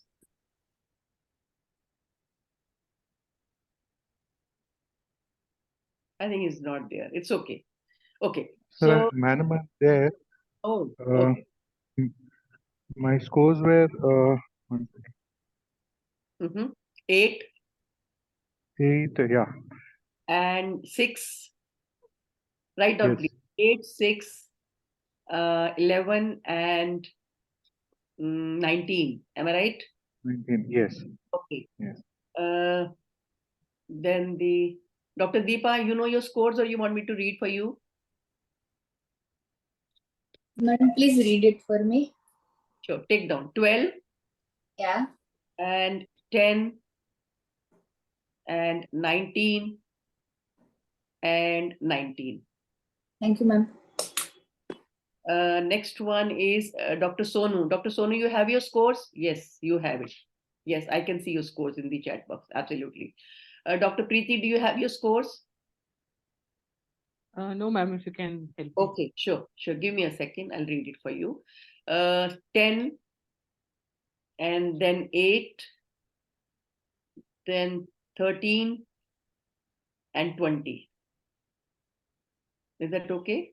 Yes, ma'am. Thank you so much. Okay, sure. Vishali, do you have your scores? Yes, I can see your scores in the chat. Yes, I could see it. Yeah. Ketki, do you have your scores? Yes, I've written it down. Okay, great. And then it is Mr. Praveen, do you have your scores, or you want me to? No, madam. No, madam. I don't. Give me a minute. I'm telling you. 18 and 13 and 14 and finally 16. So kindly write your scores in the chat box for everyone to see. All of you, please write down your scores for everyone to see so that even I can see your scores. Great. So see, we all handle difficult situations in 4 primary ways. A lot of us, when we are in a situation where we are not able to, take a stand or express ourselves. Sorry, I think my video is off. I'm sorry. Okay. So a lot of time we don't want to take a stand. We don't want to, share our opinion. And we just take a, step back and become quiet. That way of handling a situation is called passive communication. So your first scores are your passive communication scores, where you don't take a stand, you don't exercise your rights, you just become quiet and let everybody do the way they want to handle it. The more common way than this style is the second one, where we appear to be quiet and okay with the situation, but internally we are not, because we are unhappy with what is happening. And that style of communication is called passive aggressive communication style. So your second scores are your passive aggressive communication style scores. Some of us very quickly become aggressive. It's not that we start physically fighting with people, but you will see a change in the facial expressions, in the tone of voice, in the selection of words. So your third score is your aggressive communication style score.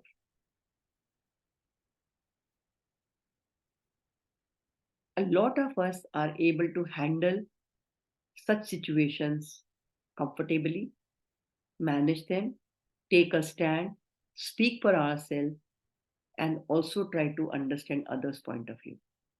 And that style of communication is called assertion.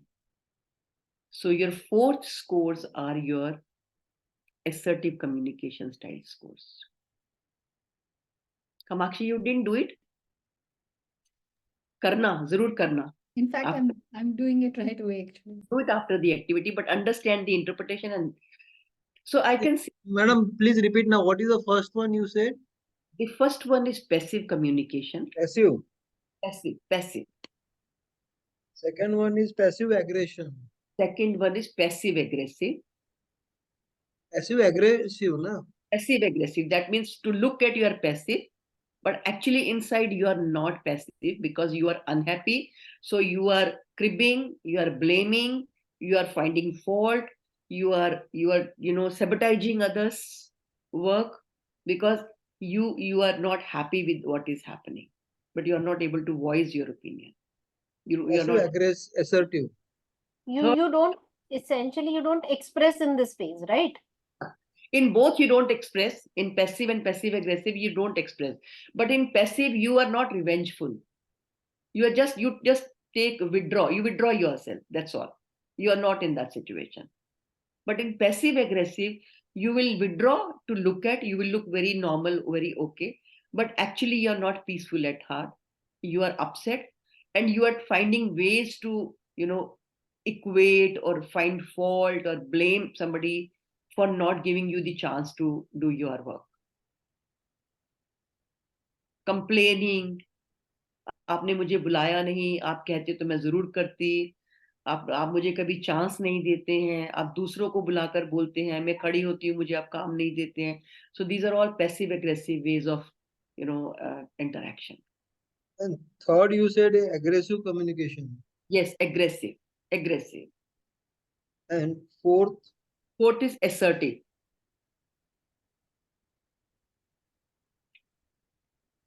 So higher the score, you are of that personality. That's what you.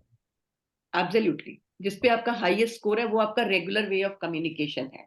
And I'm sure most of you will be very happy कि आपका highest score जो है वो assertion पे है. Am I right? Before we go further, I want to understand if somebody is using passive communication style once in a while, it's okay. because there are times when you need not take any stand. If it's a small issue, you don't have to, pick a flag and say, no, I can't take this. This is not okay. You can actually let go. But if that becomes your way of handling situation, what do you think is the disadvantage? People take People you will for take, sorry. People will take you for granted. People will not respect your rights. People will literally walk over you. Isn't it? Will work happen? Will you be able to resolve conflict? Yeah, you no at all. Will you be बात का बतंगड़ ही बनते रहेगा. Passive में नहीं बनेगा sir. Passive में बात का बतंगड़ नहीं बनेगा. पैसिव एग्रेसिव में बनेगा. पैसिव में तो यू आर डोंट एग्जिस्ट. आप मीटिंग में बहुत सारे लोग ऐसे आते हैं, आप देखेंगे कुछ नहीं बोलेंगे. They don't exist intellectually or in that situation. They just would listen and they say, whatever you say, I'm okay with that. That is passive communication. So they don't take responsibility. They don't say anything. Give them any task, they will do it, but they will never come up and say, I need help. If you burden them with extra responsibility, even then they will not come up and say that I'm burdened, I want help. They just don't look after this because they think others' needs are more important than my need. So I'm here to serve. My duty is to serve irrespective of what I'm going through. So naturally, what about the self-respect, confidence, growth? Will that happen? No, that will not happen. Now coming to the passive-aggressive style. If somebody is using this style at the work situation and even in the personal life, tell me the quality of relationship they will have. Will it be good? No. Trustworthy? Will people like having them in their company? No. Will No. work? Will work? difficult to deal with such people. Absolutely. And we have a You lot don't of know what they want and how they will react to something. who don't know. They're very predictable. They will not say Yes. anything here, but they will go out and talk ill about you. अरे पता नहीं अपने आप को क्या समझती हैं, क्या समझती हैं. I mean, they'll talk all those sorts of things, but they will not come out openly with their disagreement. That I don't think what you're saying is making sense to me. Can you explain to me? This is my point of view. Can you share your thought? But they will never have that one-on-one talk. Again, that's not a healthy way, neither in personal relationships nor at workplace. You will see a lot of conflicts are because people do not talk direct. They always do indirect talking. कहीं पे निगाहें, कहीं पे निशाना. They would do that kind of a talking. Coming to the third one. Now, if somebody is using aggressive communication style, why do we use aggressive communication style, by the way? Show our greatness. Okay. Show that I am always right. Okay. Could be. What else?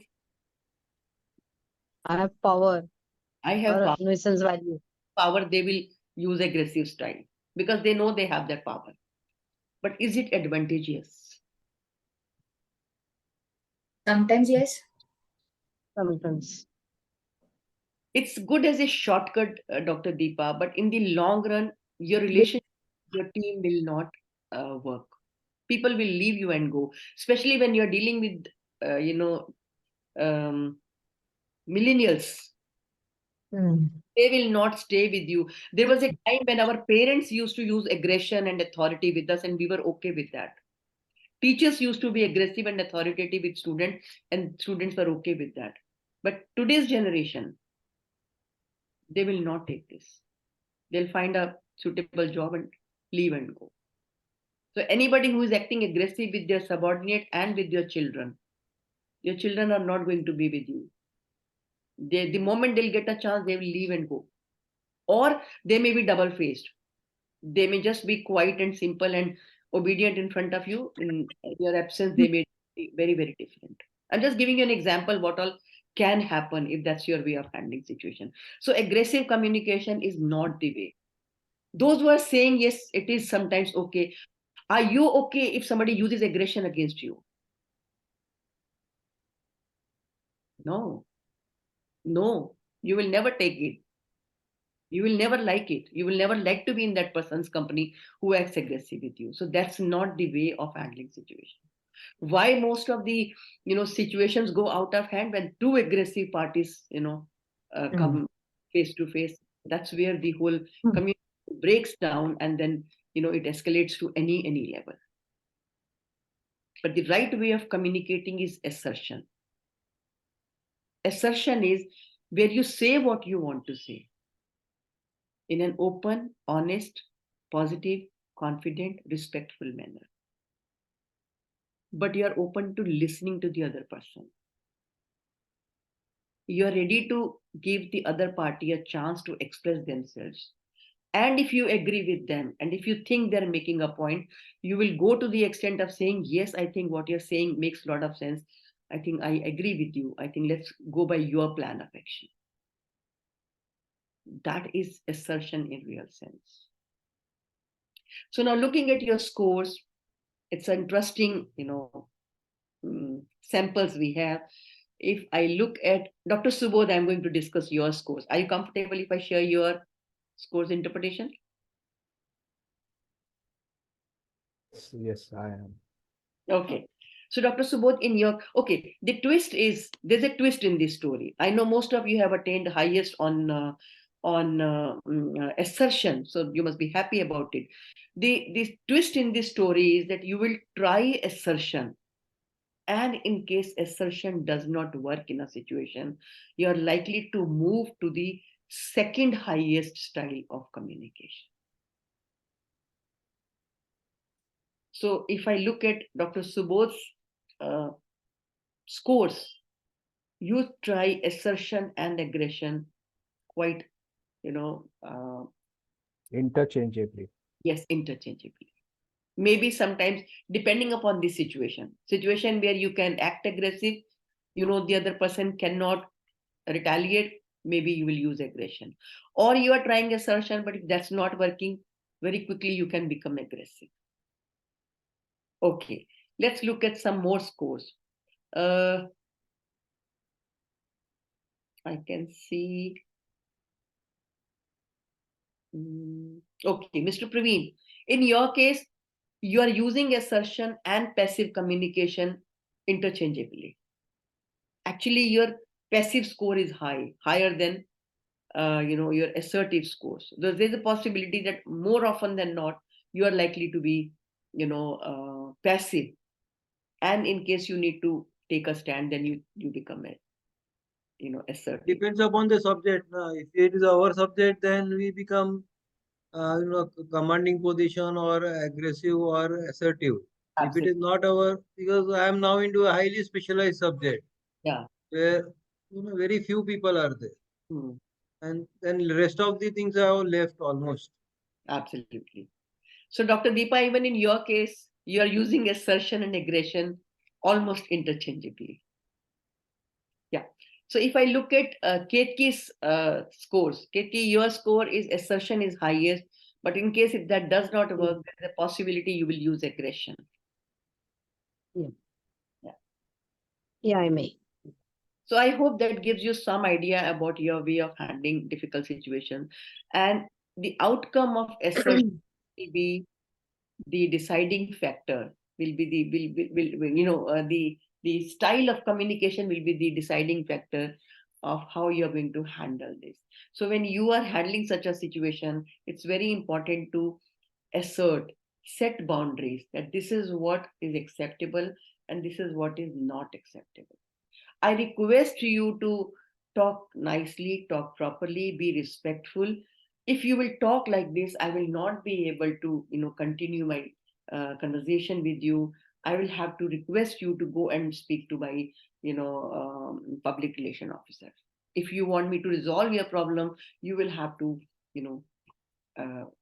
calm down and talk to me properly. So what you're doing, you are setting boundaries.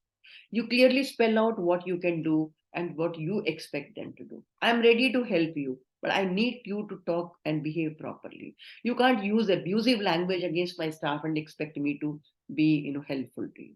So you are clearly spelling out what is doable and what is not doable. And be firm, not aggressive. Some of the things that I want you to, keep in mind when you are handling such situation, because very soon this patient can become aggressive. So it's very important to remember that you maintain safe distance from people who are aggressive. A 3 feet distance is something that is advisable, and preferably on an angle rather than standing face to face.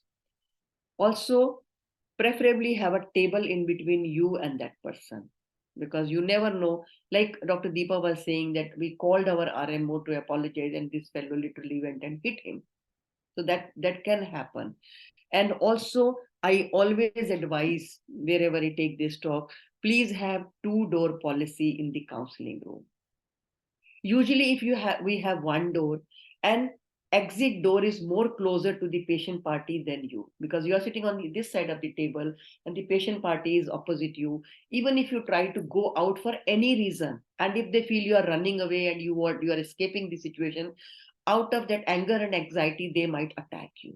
So it's always good to have 2 doors, one for the patient party to enter and exit, and one for you to move out in case if you feel unsafe. You can give an excuse that, let me call my senior, let me speak to my senior, let me find out, and then you can excuse yourself and leave. So safety, I think, has to be kept in mind.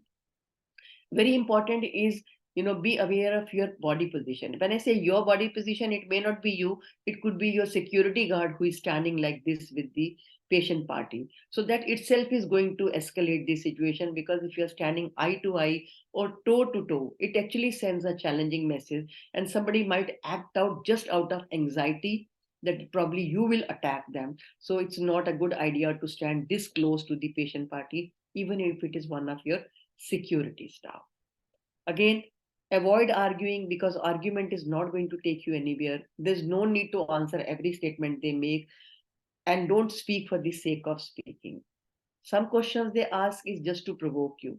They may ask you challenging questions. You can just quietly listen to them and redirect their attention to the patient's welfare rather than answering every question. So take their attention to the issue at hand and try to work on that rather than getting into any power struggle with them. A lot of time, allowing them to vent is a good way to release their energy, because when they're able to talk, and if they can see somebody listening to them, even that's good to just let them vent. Of course, in between, when they become quiet for a second, if you think something is not doing right, you can always give direction and say, see, you can't be shouting like this. This is not the right way to resolve an issue. If you really want me to help you and work on it, you need to calm down and explain to me properly or listen to me properly. So that means you are allowing them to vent, but at the same time you are kind of giving them direction and giving them reasonable limit. Also give them choices and consequences very clearly, because a lot of time when they become very belligerent or defensive or disruptive, it's important to tell them what is expected or what is accepted. If you want to set some limit by saying, see, we can't be doing this discussion in ICU, we need to go to the counseling room and talk. So you can very clearly say what is not doable or what is not possible. And also, and a lot of time, out of anger, we give these consequences. If you will not stop behaving like this, I'm going to call police, or I'm going to call security, or I'm going to call my people. So if you are giving them these kind of threats, that itself one can lead to acting out, can also give them a feeling, you are threatening them. So not a really a good idea. It's very important to keep your non-verbals neutral in that situation, because when the person is emotionally overwhelmed, they are less likely to listen to your words, but they are going to more look at your body language and facial expression and tone of voice. So if your body language and tone of voice is neutral, they would feel that you are not acting aggressive. But if your body language shows that you are aggressive and agitated, that's going to again aggravate the situation. So be aware of your gestures, facial expressions, movement, etc., so that it does not further escalate the anger and aggression. So what do you think? What kind of expressions can aggravate the situation? Like one I've shown you here, or what kind of verbal expression also can aggravate the situation? Looking somewhere else, or looking at the time or Yeah. looking at your messages on the phone. Absolutely. Looking at time, looking at the messages, looking outside. Again, that means I'm in hurry. I want to finish it up. Absolutely. What do others say? अब बस करो, बहुत हम्म, हो गया. बहुत हो गया, सुन लिया मैंने, अब आगे बोलो क्या चाहते हो. So that means I'm fed up with what you are doing. A lot of time when we say, what is the big deal? इतनी बड़ी क्या बात है जो इतना आपने इश्यू बना दिया? Or I can't do anything. This is something beyond my control. Or when you say, what can I do? That's not my job. So what you are trying to say that I can't help you. So when you give these kind of expressions verbally or non-verbally, I think that's going to deteriorate the situation. One thing that we have to remember is to avoid overreacting, because only one person that you can control in the whole situation is you. And if you can remain calm, rational, and professional, you will see that slowly even they will start mirroring you. But then it requires a lot of effort and patience to remain rational and professional in such a situation. As I said earlier also, people mirror each other's behavior. If you will keep your behavior neutral and professional, you will see it will affect their behavior also. And also when you talk, if you are sounding confident, firm, but at the same time, compassionate, caring, concerned, that's going to actually control the situation. There are certain actions that can aggravate the situation. I've seen people, literally shouting back, banging doors, throwing patients' files, and calling security without any provocation. So such actions again can aggravate the situation. They are actually big no-no for any kind of action. When you are handling such a situation, it's very important to keep a check on how you are feeling in that situation. If you are feeling threatened, scared, angry, agitated, that's going to come out in your verbal communication or in your body language or reaction. So be mindful of your feelings. Don't ignore your feelings. Know your hot buttons. A lot of times small things can trigger us and we can give an exaggerated reaction to the situation. So it's very important to keep an eye on what you're feeling, how you're feeling. And in case if you think you are feeling very overwhelmed and you can't handle it, and if there's an option, let someone else handle the situation, because they will definitely handle it with a fresh mind. So there's a possibility that they will be able to handle effectively.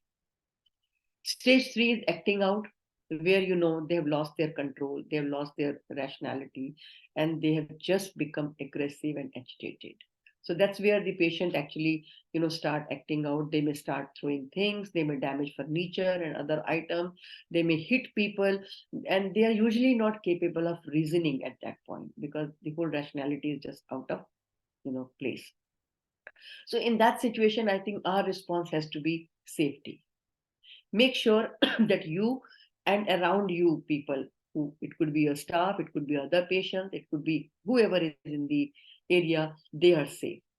You seek assistance, there must be some button that you need to push to call people to provide assistance. You can activate emergency procedures as directed for your location. Whatever the procedure and protocol you have in your hospital, it's important to activate that. And then request assistance as needed. So the whole idea is that you should ensure that you and people around you are safe. So usually when this whole thing is over and emotions, calm down, that's where they feel, they start gaining rationality, and they may want to, come and apologize. They may regret their action, and they may want to, come and compromise with you. Although I know it's not easy, if you have been the one who has faced this situation, you will be really, really very upset with the person. But I mean, we have seen that unless you let go, unless you are, you're open to the opportunity to sit and talk and, resolve the issue, it can go on and on for long. Although at the same time, certain behavior, certain action should be reported. That's the reason why a lot of time when we are not reporting, we are not lodging FIR, because we don't want to, get into that another direction of involving police and then, taking a legal action and going to court, because that itself is very cumbersome. So you have to really weigh the situation. But that also is the reason why people don't hesitate attacking hospital staff and, vandalizing the hospital property, because they feel that they can, just simply get away with this by coming and saying sorry, or maybe giving in writing that, oh, I'm sorry, I was very upset and that's why I behaved like this. But I mean, we will definitely have to take some legal action to make sure that this does not repeat with others.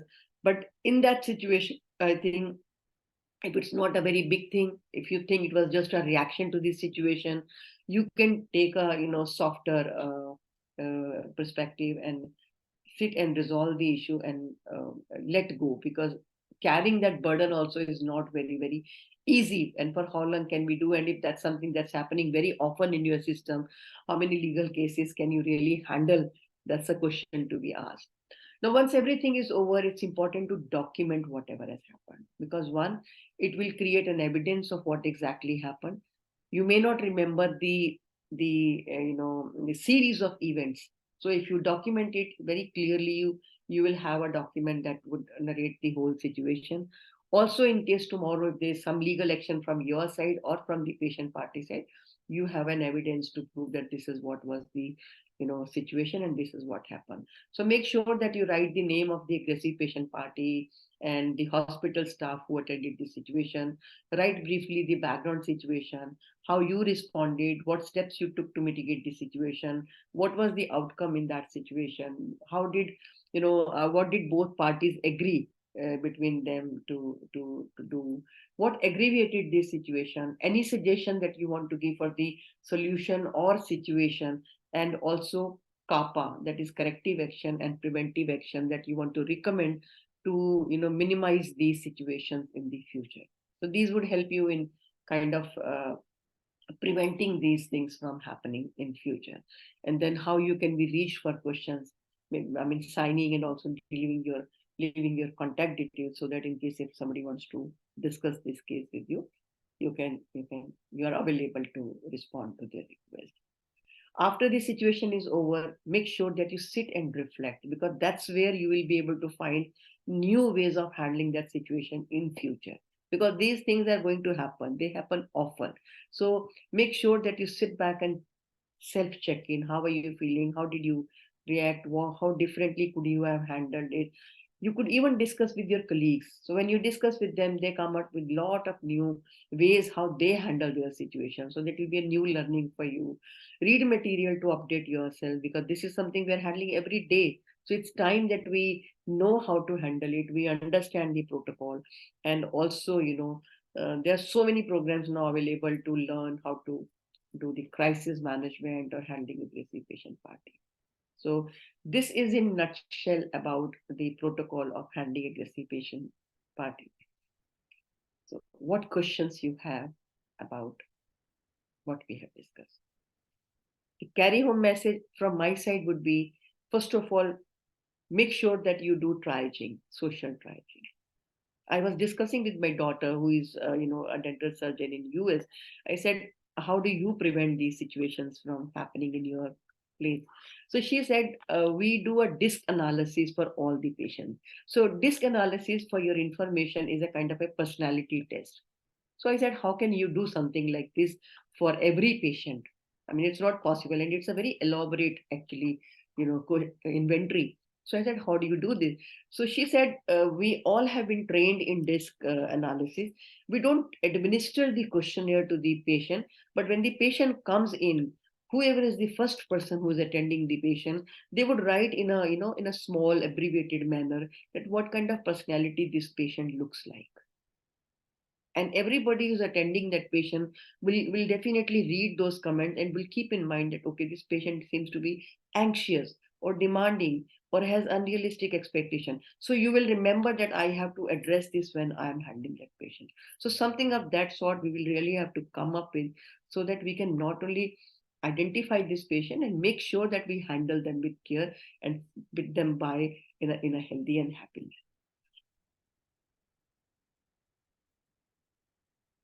So, what questions you have, I'm open to discussion. Although we have had wonderful discussion and quite in detail.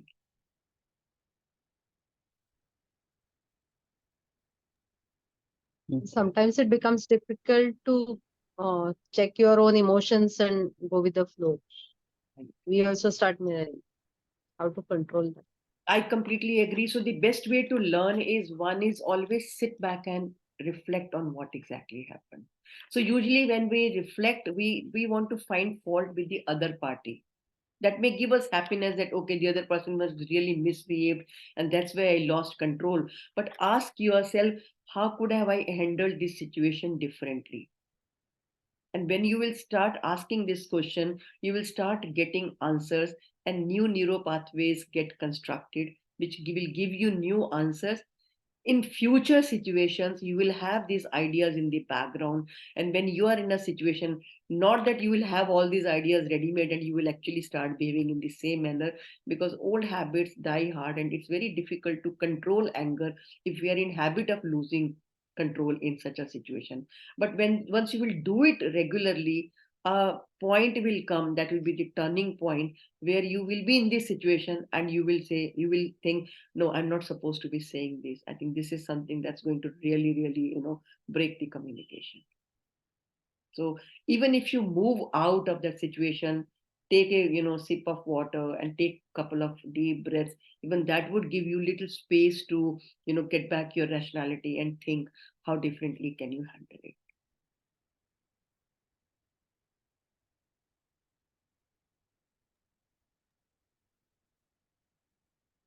I just have a question. So all this that we learned about the aggressive patient is when we as doctors face the aggressive patient, right? So I'm just trying to connect it to mediation, right? Because we are doing mediation, right? So this we as doctors are encountering these type of patients, how to deal with aggressive patients. So what is the mediation partner? Who is the mediator? So in this situation, it's not when the conflict has happened and you are mediating. This particular understanding will help you how to prevent conflicts in your workplace. So Okay. every healthcare professional should know how to de-escalate such situation. Okay. Less number of conflicts. So we are focusing on the prevention part than the actual management part. Okay. So actually both my topics are meant for preventing conflict than actually handling when it has The mediation, yeah. But there are take-home messages for dealing as a mediator also, because many of these circumstances can arise while you are doing mediation, because you have two parties to a conflict and you are palpating that there is a aggressive behavior in the coming now. So how to diffuse that particular situation. So this can be applied to a large extent in even dealing with the mediation situation. And they wouldn't get violent in the presence of a mediator, right? Yes. The patients, they wouldn't get violent and break furniture and all that. They would possibly try and attack the other party if they really don't like that person. And that is why I think we take to a private room, the private sessions, and because if they hear that other party speaking like that, they may get very violent or very aggressive, or they may start yelling, screaming. This is how I'm assessing it. I don't know, maybe Ganda or somebody else, or JP could be. So would they hit the mediator also? Would they get aggressive with the mediator also? Possibly, no. If we are not showing a neutrality, I think that's the thing that we've been told, that you have to be very neutral. You cannot be taking sides. If you are taking sides, then they'll say, we came here to resolve and you are taking sides, you are partial. So what's the point being here? And they could be aggressive. They can get aggressive. Also, see, being doctors, there will be inherent, bias towards medicine or medical professionals. So you really have to consciously overcome it, because if you want to really act as a mediator, then you have to overcome this bias also and listen to both parties very, very objectively. So probably even this will help you, that when patient party says that I have experienced injustice or injury or invasion, you would be able to empathize with them and understand their perspective. I think JP would give us more. Because if you simply say कि ऐसा तो होते ही रहता है, that means you are siding with the doctors and then you are not appearing neutral. There's a risk of inherent bias. Yeah. Yes. Let Yes. me just come in here, Sonu. Hmm. See, mediation is assisted negotiation, right? When you have a third party help. What you do at this stage is actually negotiation. Negotiation between you and the party patient and the patient's family directly. When you don't succeed in this, you need a neutral third party help. Now, what Dr. Indu is telling you, which are the communication skills that you can use during the negotiation at this stage, which will help you to manage conflict. Let me tell you, every conflict cannot be managed at this stage. When that doesn't happen, let's say it goes out of hand, so far as you two are concerned, that's the time when you go to a third party neutral to diffuse the situation. And you are right. By the time you reach the neutral third party, that is the mediator, this anger has subsided, emotions have actually subsided. What Indu is telling you is very, very pertinent, because how to deal with the situation there and then. And I'm really, I've been listening to this. Anger management is a very, very big issue. Absolutely. And it's not easy. I mean, I was finding difficult to, when she was putting those questions to you, to look for answers, and I was going onto the Google, going into my books to find out how do I deal with this situation. It's not easy. It's not easy at all. And as she said, you keep lapsing back into your old habits. You have to practice whatever she's told you. And it's only practice, and practice. Is then, I keep saying, when I told you yesterday, day before that, you have to actually sleep, drink, and eat mediation.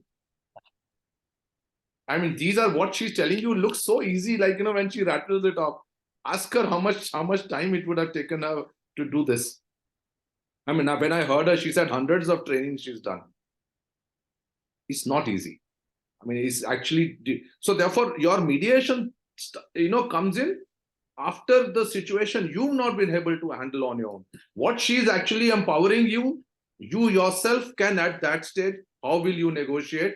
How will you communicate? How will you manage this situation? That's what she's telling you. Thank you, Dr. Indu. Thank you so much. I've asked for your book. I'm getting it tomorrow. Oh. Thank you. Thank you. Don't forget to write your reviews on Google so that people should know that it's not just the I will. I certainly will. service to the. Thank you, ma'am. Thank you. Thank you. Bye-bye. Thank you. Thank you. Thank you. Lovely Thank session. you. So I have the